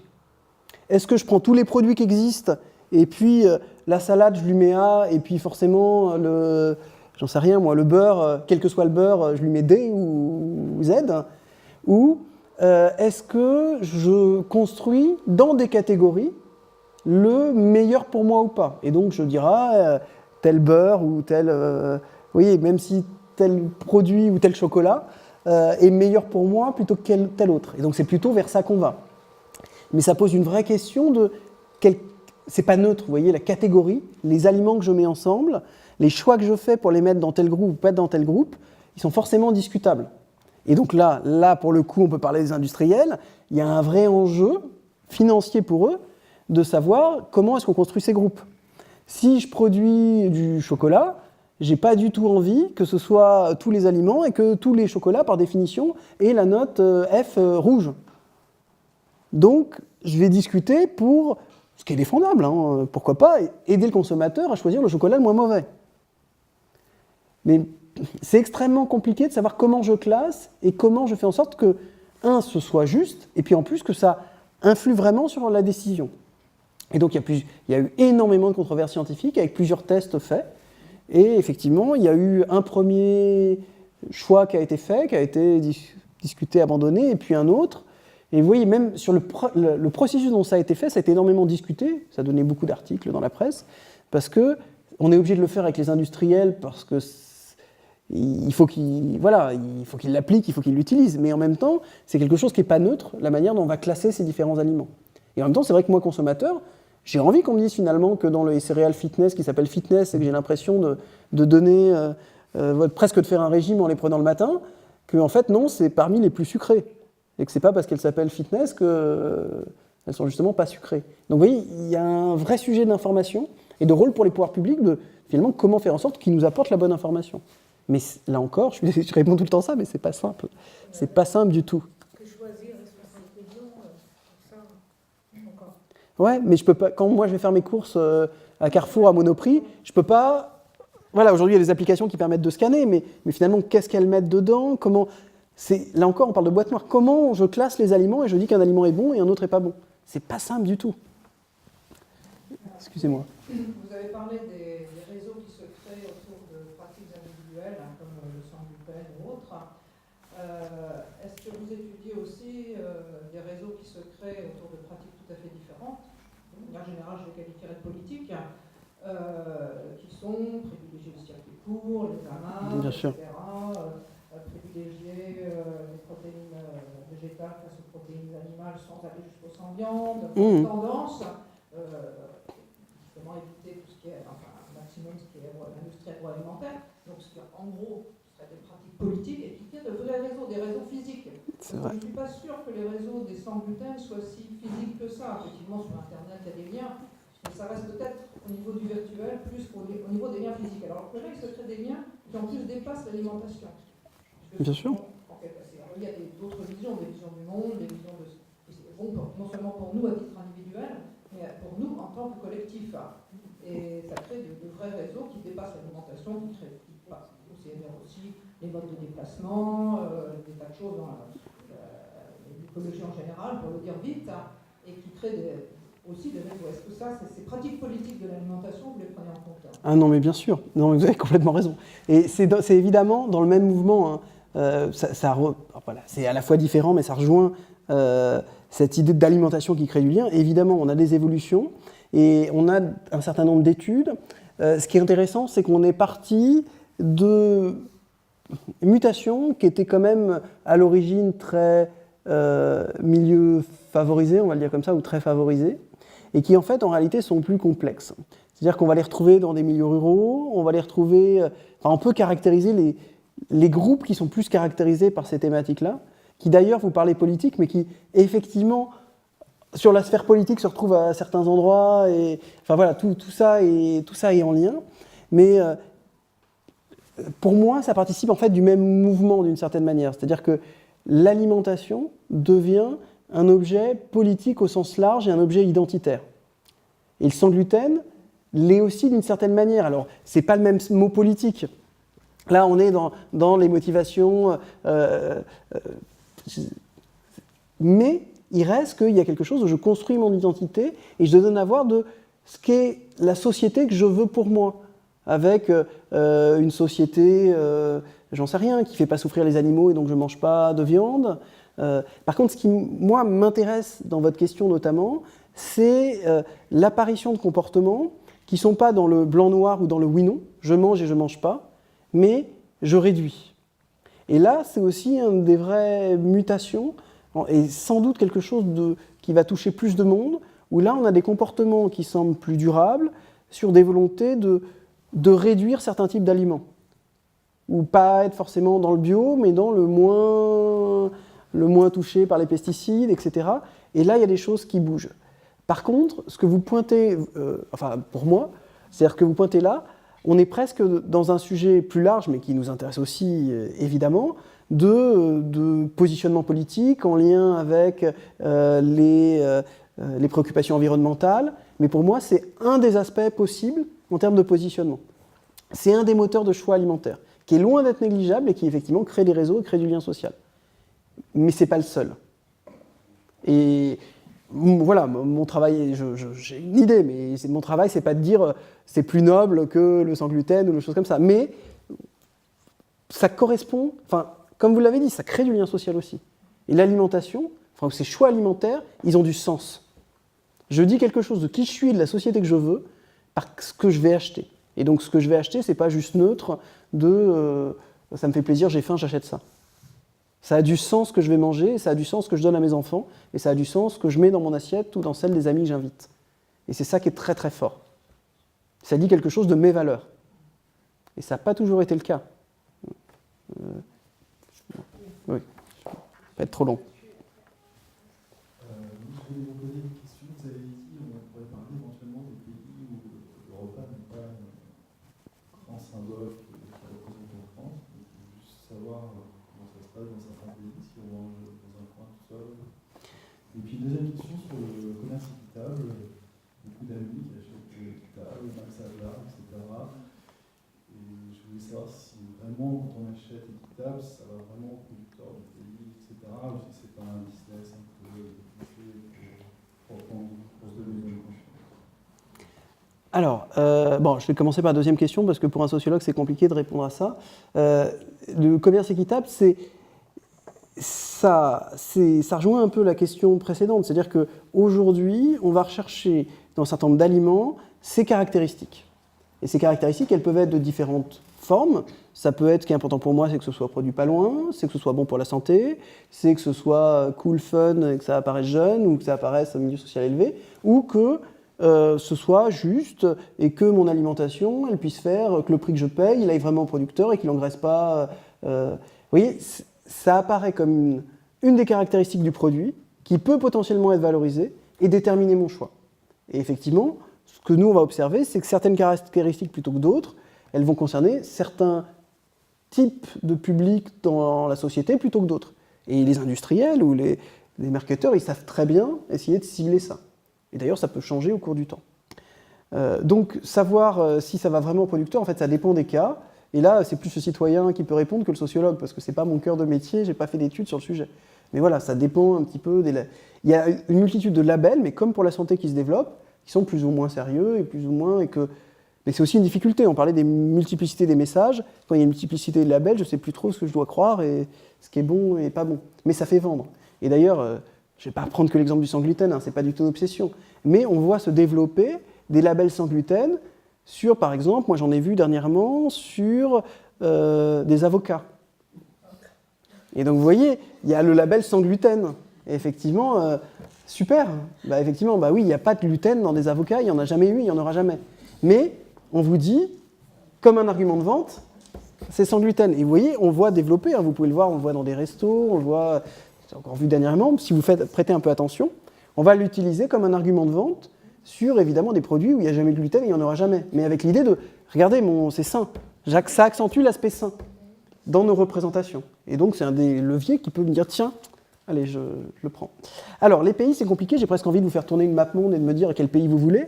Mais je suis pas du tout un spécialiste de tous les pays. En fait, alors, en fait, je vais parler en termes de tendance, parce qu'effectivement, dans tous les pays, il y a des situations qui sont très différentes, selon les villes de la campagne, les plus riches, les plus défavorisés. Mais par exemple, si on prend l'exemple le plus marquant, qui sont les États-Unis, là, on va observer que les rapports à l'alimentation, ils sont très contrastés, mais dans un certain nombre de milieux sociaux, finalement, manger, typiquement dans l'univers anglo-saxon, ce que je disais tout à l'heure, manger, c'est avant tout le carburant qui va compter. Ça ne veut pas dire qu'il n'y a pas d'autres dimensions, qu'il n'y a pas des situations particulières, mais si je mange, c'est avant tout parce que j'ai besoin de reprendre des forces. Il y a des enquêtes aussi au Royaume-Uni qui montrent ça très bien, avec l'idée que faut que je mange le midi, je vais manger mon sandwich, et même à la limite, si c'était une boisson, j'ai tout mon repas dedans et je la bois, ça peut m'aller très bien. Et d'ailleurs, ces nouveaux produits qui se développent, ils ont clairement un marché dans ces pays-là. En France, à mon avis, c'est pas gagné. Parce que justement, ce qui nous importe, c'est pas d'avoir une boisson où j'ai tous mes nutriments, c'est rapide, hop, c'est fini, je peux retourner travailler. Nous, c'est justement ce qui va tourner autour, qui donne du sens à ce qu'on mange. D'une certaine manière, ça m'importe presque peu les nutriments. Enfin, si, il faut que j'ai des vitamines, des choses comme ça, mais c'est pas un moteur de mon repas ou de ma prise alimentaire. Alors que... Alors, je ne vais pas dire non, ça dépend qui, comment. Il y a des gastronomies à certains endroits aux États-Unis qui sont fantastiques. Il y a des endroits où on mange encore autour de la famille. Moi, je parle en termes de grandes tendances. C'est-à-dire que ce qu'on observe aux États-Unis, c'est un développement très fort d'inégalités sociales, qu'on observe sur la santé, mais aussi sur l'alimentation, qui explique que leur espérance de vie, elle baisse. Hein. Ça fait 3 ou 4 ans de suite que l'espérance de vie, elle baisse aux États-Unis. Il faut le savoir, on a l'impression que c'est un truc qui va augmenter, qui augmente depuis toujours, etc. Mais non. Et ça baisse en moyenne, ça veut dire que ça baisse beaucoup dans certains dans certains groupes sociaux, notamment les plus défavorisés, qui aux États-Unis sont plutôt les Afro-Américains, etc. Et donc on va observer un rapport à l'alimentation qui est plus problématique ou qui... comment je vais le dire ? Par exemple, il va de soi que vous pouvez manger à toute heure de la journée et que c'est à vous de vous servir dans le frigo. Et je ne vais pas raconter des anecdotes, mais voilà, un étudiant qui m'a raconté dernièrement que en échange là-bas dans une université et accueilli chez les gens, au début il s'est demandé s'il n'allait pas mourir de faim parce que il n'y avait pas de repas. Et personne lui a dit tiens, on va manger ça ce soir. Ça allait de soi que toute la famille se sert dans le frigo, mange son truc, on referme. Ça ne veut pas dire que tout le monde mange comme ça, hein, mais ça veut dire que c'est des choses qui sont presque impensables chez nous. De dire toute la famille va aller se servir dans le repas, manger dans le frigo, manger son truc, et ça va de soi, et c'est pas choquant, et on se retrouve autour d'autres occasions. Hein. On peut créer le lien social autour d'autres occasions. Mais c'est pas l'alimentaire qui est investi en tant que tel. Une famille française où ça se passe comme ça, il y a un problème. Parce qu'on investit le repas. Et d'ailleurs, quand on observe, nous, des familles, typiquement le moment où l'alimentation perd son sens, où on mange plus, c'est, je sais pas, des situations de veuvage, des situations de divorce, où justement, parce que le lien social a été brisé avec des membres de la famille et qu'on est tout seul, on va déréguler son alimentation. Et justement, les deux sont très fortement liés. Donc j'aurais envie de citer ce pays-là, mais en réalité, c'est plus diffus. Il y a des différences ville-campagne, et même la France, j'ai envie de dire, sur le repas du midi, il se passe des choses dans les villes qui sont un peu, là aussi je veux dire contrastées. On a quand même des tendances fortes à une réduction d'un certain groupe de la population du repas qui doit être rapide. En termes de grande évolution, qu'est-ce qu'on peut dire ? Il est contrebalancé par quelque chose de complètement fascinant pour nous, qui avait disparu, qui est le retour de la gamelle. Ça n'existait plus du tout en France. C'est un truc qui était très connoté, milieu populaire, ouvrier, on amenait sa gamelle pour manger, etc. Et là, il y a une tendance qu'on avait vu apparaître, nous, en disant tiens, c'est bizarre, c'est un effet de mode, ça va passer, et qui s'inscrit dans la durée où les gens ramènent de plus en plus sur leur lieu de travail des choses qu'ils ont cuisinées chez eux pour manger le midi.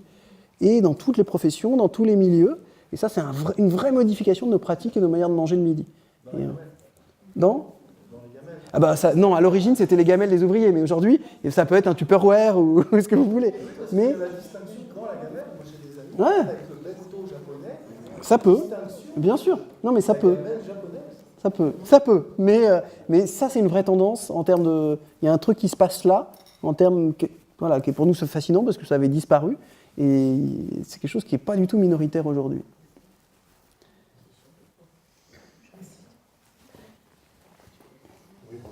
Est-ce que vous tenez compte des différentes allergies alimentaires qui sont en augmentation depuis la fin des années 60 ? Entre autres, justement, parce que, pour reprendre ce que disait madame, c'était qu'avant, nous avions des circuits courts pour la nourriture, et que de plus en plus, nous avons des circuits entre ce qui est produit et ce qui arrive sur nos assiettes qui sont très longs, donc, si vous voulez, ça développe des allergies alimentaires, et ça me faisait penser tout à l'heure quand vous disiez le sans gluten. J'ai des amis qui sont sans gluten parce qu'ils ont des allergies alimentaires qui leur portent malheur au niveau de la santé et ils sont obligés de faire comme ça. Alors, pour répondre scientifiquement à cette question, c'est hyper compliqué. Il y a plein de choses sur lesquelles on ne sait pas très bien et il y a des controverses. Alors, sur les allergies en tant que telles, c'est compliqué. Il y a des paroisses et des écoles, il y a la question du diagnostic. Et aujourd'hui, on diagnostique un certain nombre de choses qu'on est capable de diagnostiquer. On ne sait pas si ça existait avant ou pas. Et dire qu'il y a plus aujourd'hui d'allergies alimentaires, c'est compliqué. Voilà, Il me semble qu'il y a des exhausteurs de goût, qu'il y a Bien sûr, ah non mais vous avez raison. Il y a plein de choses qu'on met en plus dans notre alimentation qui peuvent créer des allergies. Il reste qu'il y a beaucoup de choses qu'on ne diagnostiquait pas ou on ne faisait pas attention dans le passé. Et donc, voilà, si le point c'est de dire aujourd'hui on met dans notre alimentation beaucoup plus de choses qui posent souci ou qui posent problème, ça revient à la discussion qu'on avait tout à l'heure. Clairement, notre alimentation elle est beaucoup plus industrialisée. Il y a plein de choses qui sont mises, j'achète une soupe et je me retrouve avec des trucs qui n'ont absolument rien à voir. Mes poissons, ils ont mangé de la poule pour grandir. Vous avez complètement raison et ça caractérise aussi ce qu'est le mode de production dans nos sociétés, dont on peut discuter, et là aussi ça renvoie aux politiques, à des tas de choses, et ça fait système. Après, si la question elle est de dire, est-ce qu'aujourd'hui, avec des études scientifiques, je suis capable de démontrer que j'ai plus d'allergie alimentaire, eh ben, vous allez avoir des gens qui vont vous dire oui et non. Et moi, je n'ai pas d'avis, je ne sais pas. Je ne sais pas quoi vous dire. Il y a des enjeux de mesure sur tous ces aspects-là, où effectivement, on a l'impression aujourd'hui, notamment quand on regarde les enfants, qu'on a déjà d'allergies qu'on n'avait pas avant. Clairement.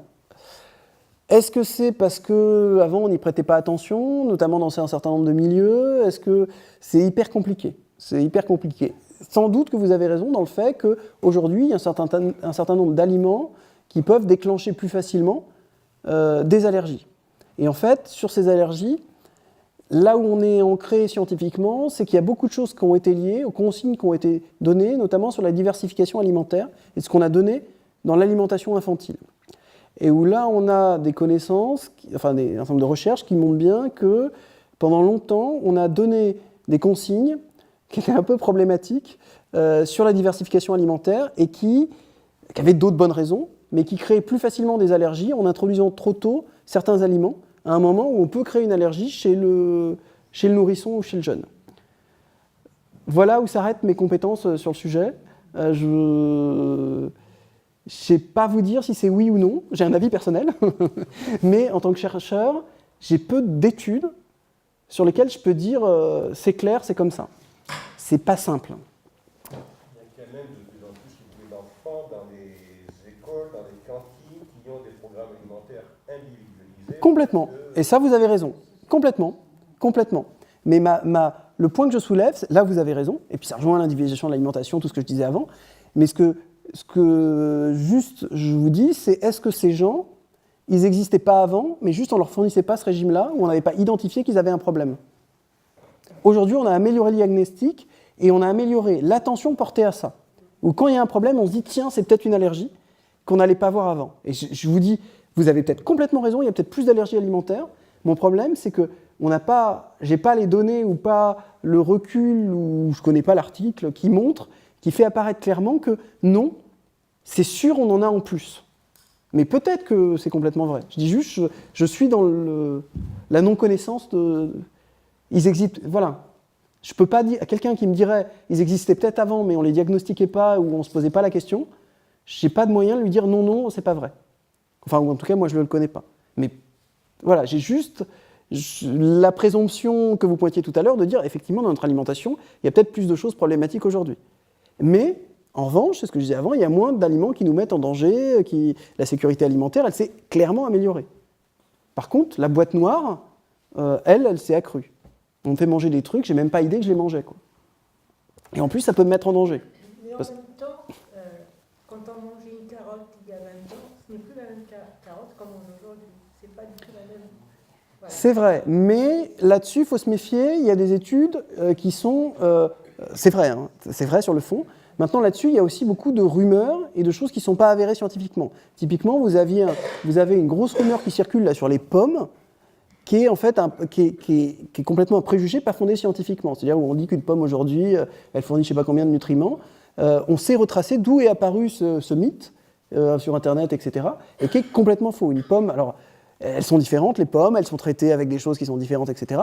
Mais en termes de nutriments apportés, c'est pas du tout les trucs qui sont mis en avant et qui sont parfois partagés sur Facebook, sur les pages de nos amis.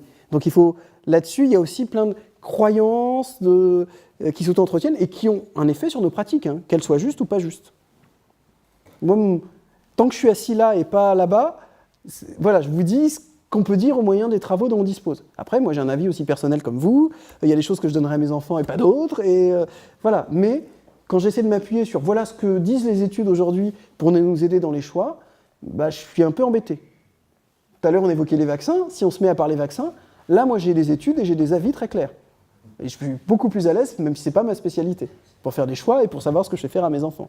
Mais sur l'alimentation, sur ces aspects-là, je suis un peu embêté parce que je ne sais pas si ce n'est pas juste un effet de mesure. Vous voyez, un peu comme nous, en sociologie, quand on parle de mesurer le crime, la délinquance, elle augmente. Est-ce que c'est parce qu'il y a vraiment plus de délinquants ou est-ce que c'est que j'ai mis plus de policiers pour enregistrer les actes de délinquance? Bah, peut-être un peu des deux. Mais voilà, si je garde la casquette de scientifique, je peux pas vous démontrer un truc. Et donc je suis hyper embêté, je fais une réponse un peu comme ça. Mais vous avez sans doute raison. Merci. Je ne sais pas trop comment formuler ma question. faire de nous quelqu'un qui propose ou qui analyse une politique publique dans ce domaine. On a parlé ce soir des problèmes environnementaux, des problèmes de santé. Vous avez parlé du fait que l'on est identitairement lié à ce qu'on mange, culturel. Avec tout ça en tête, soit qu'est-ce que vous feriez, vous, comme politique publique, par rapport à ce qu'on pense? Non, mais vous avez raison, vous avez raison. Comment vous analysez la politique publique qui a été menée? Donnez-nous ces bonnes exemples. Ah non, mais je pense que vous avez totalement raison de poser cette question et qu'il faut toujours la poser aux chercheurs. Je pense que c'est une très bonne question. Pour tout vous dire, en fait, c'est mon métier. Je l'ai parlé tout à l'heure. Aujourd'hui, je dirige un institut. Aujourd'hui, c'est l'institut en charge de tout ce qui est études et recherches sur le sport et sur la jeunesse. Et donc, c'est plus... Enfin, la pratique sportive, ça rejoint. Mais notre rôle, c'est de fournir aux politiques, à la ministre qui a le bureau au-dessus du mien, comme à l'ensemble de la société, des études, des analyses pour essayer de guider les politiques publiques. Donc, c'est une vraie question. Il y a 4 ans, j'étais à la santé. Alors après, les politiques suivent ou pas ce qu'on propose. Alors, qu'est-ce qu'on peut faire? Évidemment, c'est compliqué parce que les facteurs sont nouveaux. Mais on peut dégager un certain nombre de choses. Déjà, je l'ai dit tout à l'heure, quand on fait une politique globale nationale, c'est pratique parce que c'est généralement pas trop cher et on touche tout le monde. Par exemple, je mets sous les publicités un slogan. Je fais une campagne avec des spots. Je vais toucher tout le monde. Le problème, c'est que j'accrois les inégalités sociales, puisque je vais toucher plus certaines catégories, et puis peut-être que mes messages ne sont pas forcément adaptés à certains publics. Ce qui marche le mieux, mais qui va coûter cher, c'est des politiques plus ciblées sur ces aspects-là. C'est-à-dire qu'on observe, par exemple, ça a été mis en place dans un certain nombre de communes du nord de la France, c'est un programme qui peut s'appeler EPOD, ou qui s'appelle VIF, Vivons en forme, etc., qui va cibler certains territoires ou certains groupes de population en essayant de prendre en compte la grande diversité des causes. C'est-à-dire qu'on va associer l'école, les parents, les associations, les médecins, les politiques, et on va essayer de faire travailler ces gens-là dans le même sens pour régler ce problème. Et là, on se rend compte que ça marche plutôt bien. Le problème... Un exemple? Alors, par exemple, le programme EPOD. C'est dans un certain nombre de villes dans le nord de la France. Voilà, et où là, on observe très clairement, avec des chiffres en étudiant, qu'on fait baisser l'obésité des enfants, qui était particulièrement élevée. On est dans le nord de la France, ça baisse significativement et c'est incontestable. Le problème, c'est que ça demande beaucoup d'énergie, qu'on est du coup sur un petit territoire et que ça coûte beaucoup de sous. Donc on ne peut pas le faire partout. Et donc on est dans ces arbitrages entre combien j'ai de sous pour ma politique publique ou combien moi, contribuable, ou vous, contribuable, on est prêt à mettre pour ces politiques-là. Est-ce qu'elles sont justes? Est-ce qu'elles sont nécessaires? Combien de sous on met? Et qui on touche. Donc voilà la première réponse que je ferais si vous étiez le ministre de la Santé et que vous m'interrogiez. Ensuite, j'ai envie de faire une deuxième réponse. Je vous ferai une deuxième réponse. Si on parle d'inégalité sociale, ce que nous, on observe, sociologues, c'est que les inégalités sociales, elles sont extrêmement liées et elles s'entrecroisent. Et que pour faire en fait une politique de santé, une des politiques de santé les plus efficaces, en fait, c'est une politique qui est à la fois une politique éducative, de revenus, de logement, et que tout ça, c'est extrêmement lié. Et que, en fait, réduire les inégalités, par exemple, de logement, ça a un effet direct sur les inégalités de santé. Et que donc, la vraie politique efficace, c'est une politique qui réduit les inégalités sociales dans leur ensemble. Parce que pourquoi? Parce que, j'en sais rien, le fait qu'on soit dans un logement où on a 3 enfants dans la même chambre, ça explique que le petit dernier, il se couche plus tard, il est sur sa tablette, qu'il suit moins bien à l'école, politique éducative, que du coup, en termes, j'en sais rien, d'alimentaire, il grignote les trucs avec ses frères. Enfin, vous voyez, on a une interaction, une interdépendance entre les différentes dimensions, notamment quand on regarde les situations de précarité, qui est extrêmement forte. Et donc, penser une politique de santé publique, ou d'alimentation, ou même de logement, sans penser les différents aspects, ça ne marche pas très bien. Et donc, quelque part, quand on fait une politique de logement, une politique économique, une politique de minima sociaux, ou pas d'ailleurs, enfin voilà, quel que soit le bord politique, il faut avoir conscience qu'on joue sur les différents aspects de la chaîne. Alors après, je ne sais pas si votre question est plus pratique, moi je vois des dispositifs ou des vrais sujets. Si on reste sur le sujet obésité, qui était le cœur de mon doctorat, etc., il y a un sujet très peu perçu en France, mais qui est majeur, qui est la question du sommeil. Et une des vraies inégalités de santé, voilà un beau sujet pour une soirée, en France, moi je suis convaincu que c'est le sommeil. Et vous voyez, je vous dis l'alimentation, ça paraît comme un sujet anecdotique, pourquoi faire des politiques là-dessus, pourquoi faire des travaux Aujourd'hui, ça a changé avec l'obésité. Il y a 20 ans, ce n'était pas le cas. Quand moi j'ai demandé un financement pour un doctorat, au début, on m'a rigolé au nez. Hein. On m'a dit, vous voulez travailler sur l'alimentation, c'est bien un sujet de normalien, quelle idée, pourquoi pas travailler sur les chiens, les chats. Voilà, aujourd'hui, on ne dirait plus ça. Mais aujourd'hui, il y a de vrais sujets, et notamment le sommeil, la question du sommeil, des normes, de ce qui est possible. Alors ça renvoie à l'environnement dans lequel on vit, la pollution lumineuse, sonore, ça renvoie aux conditions de logement, ça renvoie aux possibles handicaps, accidents, parce que l'éveil n'est pas bon le lendemain au travail, à l'éveil, le fait qu'on suive ou non à l'école, et donc aux apprentissages, aux inégalités. On a quelque chose qui apparaît aujourd'hui de la sphère purement individuelle. Le sommeil, c'est pas un objet politique, ça dépend pas... Enfin voilà, chacun fait ce qu'il veut, quoi. Qui en réalité est, à mon sens, un des sujets majeurs de politique publique pour demain, ou qui devrait l'être. Beaucoup d'inégalités dans notre société se jouent sur cet aspect-là, qui renvoie à toutes les autres inégalités. Je vous dis votre logement, où vous vivez, le bruit, les... Les deux. Et notamment chez les enfants. C'est-à-dire que les gens sous-estiment totalement le temps de sommeil dont a besoin un enfant, notamment petit. Voilà. C'est plus d'une dizaine d'heures, et surtout quand il y a les plus grands, on les couche à 22 heures, etc. Un enfant a besoin de beaucoup plus. Enfin bon, là je pars complètement sur un autre sujet, mais c'est juste vous dire, voilà, il y a des sujets comme ça qui existent, qui nous semblent complètement anodins, auxquels on ne pense pas, mais qui en fait sont majeurs pour penser ce qui se passe dans nos sociétés, et qui sont en plus pas forcément coûteux. Enfin, c'est compliqué, hein, ça renvoie à plein de choses.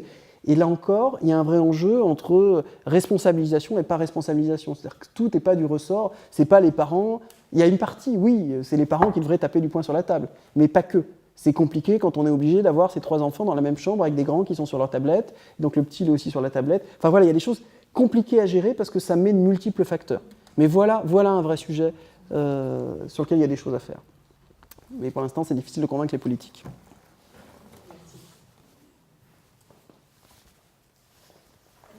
Depuis à peu près, je veux dire, 20-30 ans, il y a une politique dans les écoles, les services de restauration et les écoles, des politiques assez drastiques.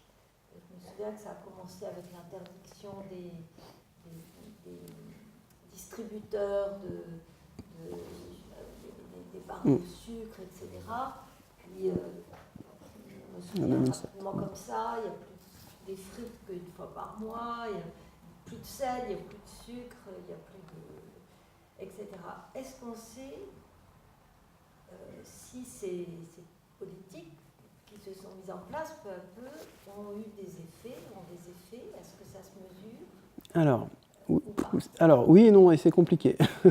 Alors, ça dépend de quel aspect. C'est-à-dire que déjà, effectivement, ce sont des aspects particuliers qui a été mis en place par le Plan National Nutrition Santé, hein, qui, quand l'obésité commence à augmenter un peu en France, fin des années 90, on met en place des politiques, et c'est certains de ces aspects. Alors, individuellement, savoir si ça a eu un effet sur chaque dispositif, on ne sait pas. Ce qu'on observe, c'est qu'effectivement, l'obésité, elle a baissé très clairement, significativement chez les enfants. Elle n'a jamais été très élevée. Hein. L'obésité en France, elle n'a jamais vraiment été très élevée. Mais il y a un moment, elle s'est mise à augmenter. C'est le graphique que je vous montrais tout à l'heure. Et puis, il y avait cette idée on allait rattraper les États-Unis. Mais l'obésité n'a jamais été un vrai problème. Elle n'a jamais été très importante en France, en réalité. On est bien en dessous du Royaume-Uni, des États-Unis, ou même de l'Allemagne, du Portugal, ou de la Grèce, enfin, de qui vous voulez. Mais c'est vrai que ça augmentait. Alors, il reste que dans votre question, il y a un aspect extrêmement important, puis ça rejoint la question que vous me posiez avant, c'est qu'il y a un vrai sujet en France sur la restauration collective. Et en termes de politique publique, sur la manière dont on peut toucher les enfants, et si possible l'ensemble des enfants, c'est typiquement la restauration scolaire. Sauf que la restauration scolaire, elle est pensée aujourd'hui, pas du tout dans ces termes-là, elle est pensée avant tout en termes temporels de comment j'arrive à faire manger tous ces enfants dans un temps restreint, qui est la pause du déjeuner, et donc elle est pensée à vous manger, hop, les suivants, enfin, je dis un peu, voilà, dans des lieux qui sont bruyants, ou pour des raisons de moyens, ils mangent un peu ce qu'ils veulent, comme ils veulent. Donc aujourd'hui, cet espace potentiel de politique publique n'est pas tellement investi. Et donc, sauf dans certains endroits où il y a des choses à mettre. Mais effectivement, il y a sans doute quelque chose à faire sur la cantine scolaire. Et j'ai eu la parole, j'en profite. L'autre gros enjeu à mes yeux, aujourd'hui, en termes d'alimentation, c'est l'alimentation, notamment dans les maisons de retraite. Là encore, on parle d'alimentation collective. Ça fait partie des endroits où il y a un vrai sujet sur ce qu'on donne à manger. Et dans un certain nombre d'endroits, il y a un vrai sujet sur ce qu'on donne à manger aux personnes âgées dans ces lieux-là, sauf certains lieux fantastiques. Il y a un vrai problème de régime alimentaire qui en plus là, a des effets directs sur la santé ou de ce qu'on leur donne à manger, qui est pensé de manière complètement absurde, qui est là aussi un vrai sujet de politique publique, sauf qu'il apparaît moins important. Voilà. Mais si on est honnête, en termes d'études ou d'observations, il y a un truc aussi là, clairement, sur l'alimentation collective pour les personnes âgées.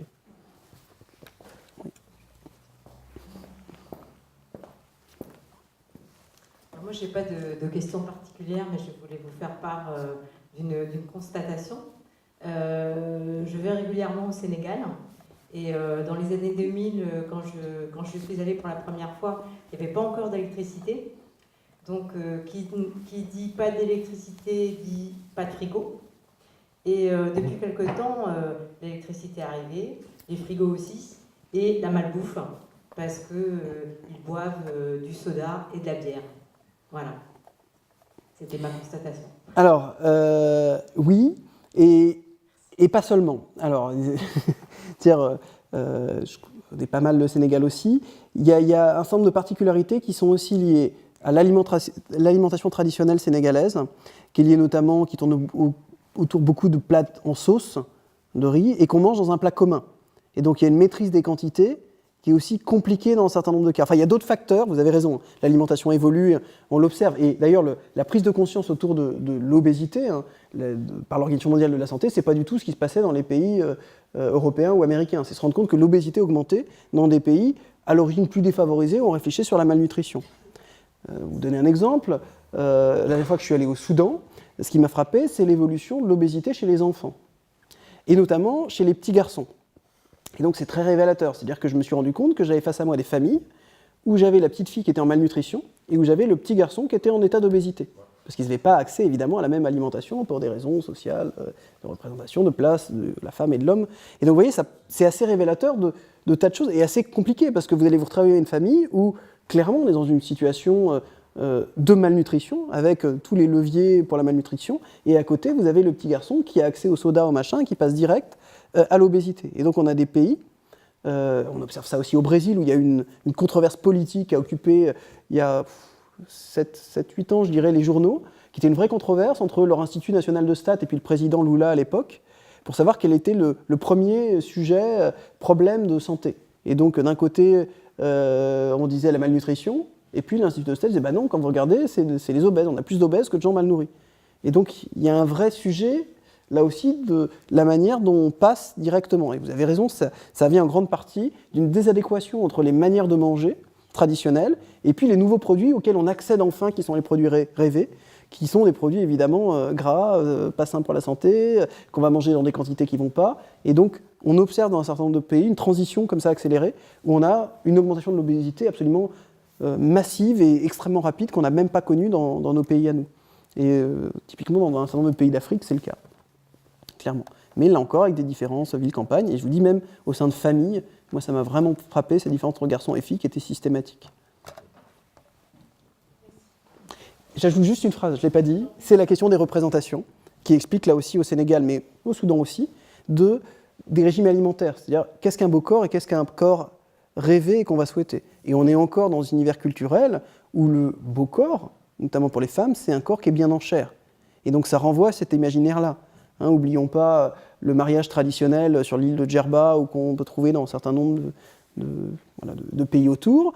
Un mois avant le mariage, la fiancée elle est enfermée dans une petite pièce, on la nourrit de galettes au beurre, et si elle n'a pas atteint un certain poids, elle peut être répudiée. Donc il y a cette idée, alors ça se passe de moins en moins, encore à la campagne, etc. Mais symboliquement, c'est très très fort. Ça veut dire quelque chose. Il y a l'idée que... Bien sûr, c'est le mariage traditionnel dans la région autour de Djerba. Il se passe de moins en moins, mais moi j'ai discuté avec des gens qui ont vécu ça et ça existe encore. Et ça pose des problèmes de diabète parce que c'est une prise de poids très, très élevée, mais le mariage traditionnel, c'est ça. C'est-à-dire que il y a l'idée qu'au travers du mariage, la corpulence, elle révèle la fécondité, le mariage, il va être prospère, et donc il y a cette idée que l'honneur de la famille, il passe au travers de ce que va être la corpulence de la jeune mariée au moment du mariage. Et donc, on l'engraisse, je dis un peu comme ça, sans juger culturellement, hein. Mais ça entraîne justement des problèmes de diabète parce qu'il y a une prise de poids très vite, mais ça dit quelque chose, qui moi va m'intéresser en tant que sociologue, qui est que le corps dit quelque chose symboliquement sur qui on est. Et donc là, en l'occurrence, c'est plutôt le corps de la femme, et donc les rondeurs révèlent ou témoignent, signalent la probable ou possible fécondité. Et quand, alors j'en ai pas parlé aujourd'hui, on aurait pu faire 2 heures sur les formes du corps dans le monde, etc. La situation qu'on connaît en France, elle est très éloignée de beaucoup de pays dans le monde, hein. Dans beaucoup de pays, là, c'est la minceur masculine qui est valorisée, et on valorise plutôt les rondeurs. Voilà, je sais pas, le Uruguay, c'est de l'opposé de la France. On veut des hommes minces et on veut des femmes bien en chair.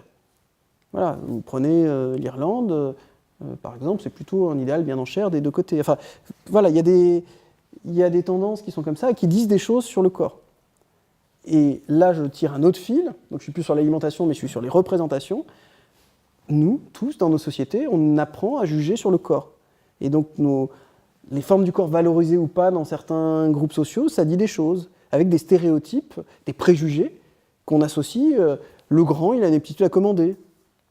Le gros, la grosse, elle se laisse aller, elle est paresseuse. Et donc, c'est très très compliqué quand on étudie l'obésité, parce qu'en plus, les personnes sont les premières souvent à incorporer. Et on juge les gens. Quand on les voit, on juge des gens sur leur apparence. Et ce qui est très difficile, c'est que vous prenez les contes pour enfants, on vous apprend ça dès l'enfance. Le gentil, il est beau, il a les canons corporels de notre société. Le méchant ou la méchante, elle n'a pas les canons corporels de notre société. Donc vous voyez, c'est quelque chose de très présent. On juge les gens, l'apparence, elle dit des choses. Et moi, sociologue, je suis capable de vous montrer clairement que pour chaque kilo perdu, alors on parle en IMC, en moyenne à diplôme égal, vous gagnez sur votre rémunération.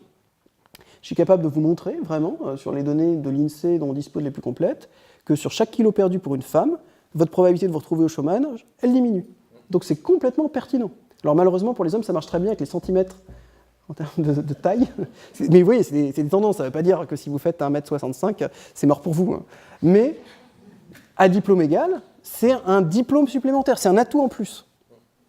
Alors, je parle de minceur, il y a d'autres aspects, hein. Physique agréable, dans les discriminations, on joue. Mais voilà, c'est pas neutre. C'est quelque chose, c'est complètement pertinent de chercher à perdre du poids pour une femme avant l'été. C'est un truc valorisé par notre société. Alors, on peut en discuter, on peut en débattre, mais voilà. Pardon, je suis trop bavard, je garde trop la parole. Oui, je voudrais savoir, est-ce qu'il y a moyen de connaître l'influence que peut avoir actuellement dans l'alimentation les circuits courts, et sur la qualité de l'alimentation et statistiquement sur l'amélioration de la... C'est compliqué parce qu'on n'a pas énormément de recul. Ça fait partie de tous ces sujets sur lesquels on a envie d'avoir des données et de voir ce que ça donne. Alors on voit bien, hein, dans quel sens ça va aller. Aujourd'hui, sur ce type de sujet, ce dont on dispose, c'est plutôt les données du CREDOC. Le CREDOC a le dispositif, en termes d'études d'alimentation, le plus capable d'étudier ce type d'évolution récente. Le problème, c'est comment... Enfin, ça dépend de notre question. C'est-à-dire, qu'est-ce que vous voulez relier directement ? Le fait de consommer les circuits courts et la santé, le fait... C'est pas simple. Enfin, c'est pas simple d'arriver à isoler ces deux facteurs-là. Et aujourd'hui, ça existe peut-être. Moi, j'ai pas vu d'études qui étaient capables de faire ça sur des phénomènes qui sont relativement nouveaux et qui permettent de le démontrer.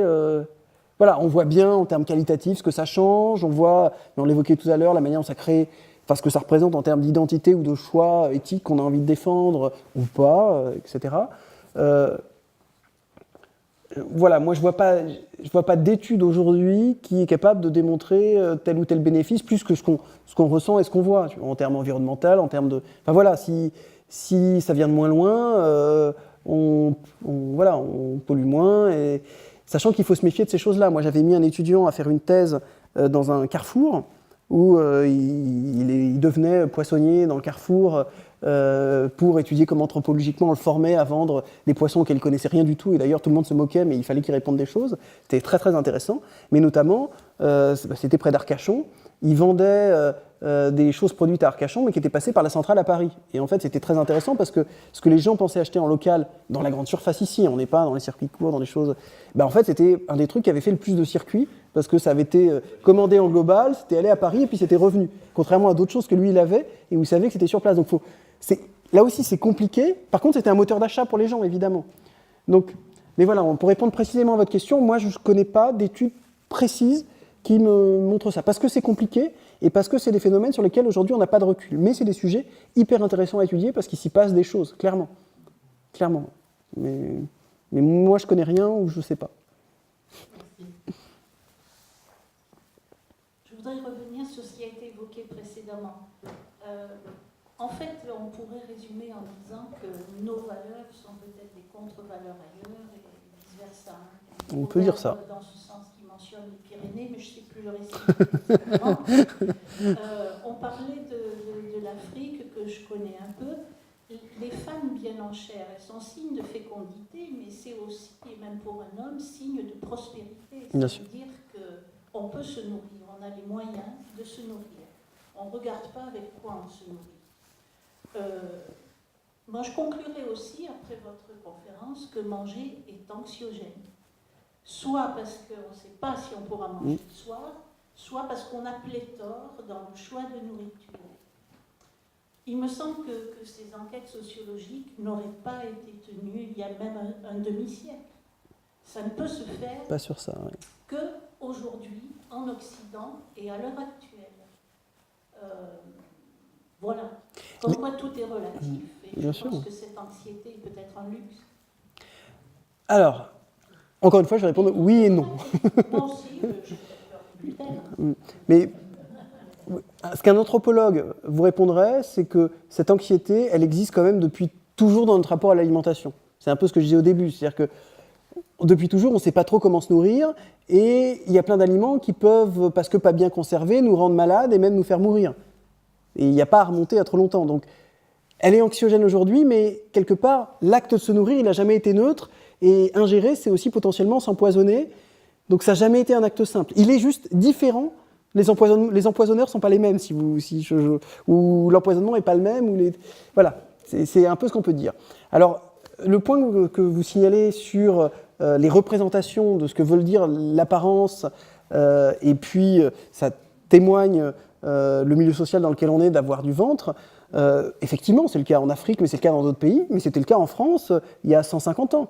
Vous prenez Le Ventre de Paris d'Émile Zola, je vous conseille, très bon roman, il décrit la société française, alors la société parisienne des Halles, au travers de son ventre. Et il montre, plus on monte dans la hiérarchie sociale, plus les gens ont du ventre. Et il décrit la société des Halles parisiennes au travers de la bataille des gras et des maigres, avec l'idée que, effectivement, dans une société où on a du mal à se nourrir, avoir du ventre, ça signale qu'on a les moyens de se nourrir, et ça le montre à tous. Et dans une société comme la nôtre, où tout le monde arrive plus ou moins à se nourrir, être mince, c'est ça qui devient distinctif. Ça montre que vous avez les connaissances, les revenus pour potentiellement manger les bons produits, ou vous offrir une liposuction, ou j'en sais rien. Mais ça s'est inversé. La minceur signale toujours des choses. Vous voyez, l'exemple qu'on prend qui est un peu parallèle, c'est le hâle de la peau.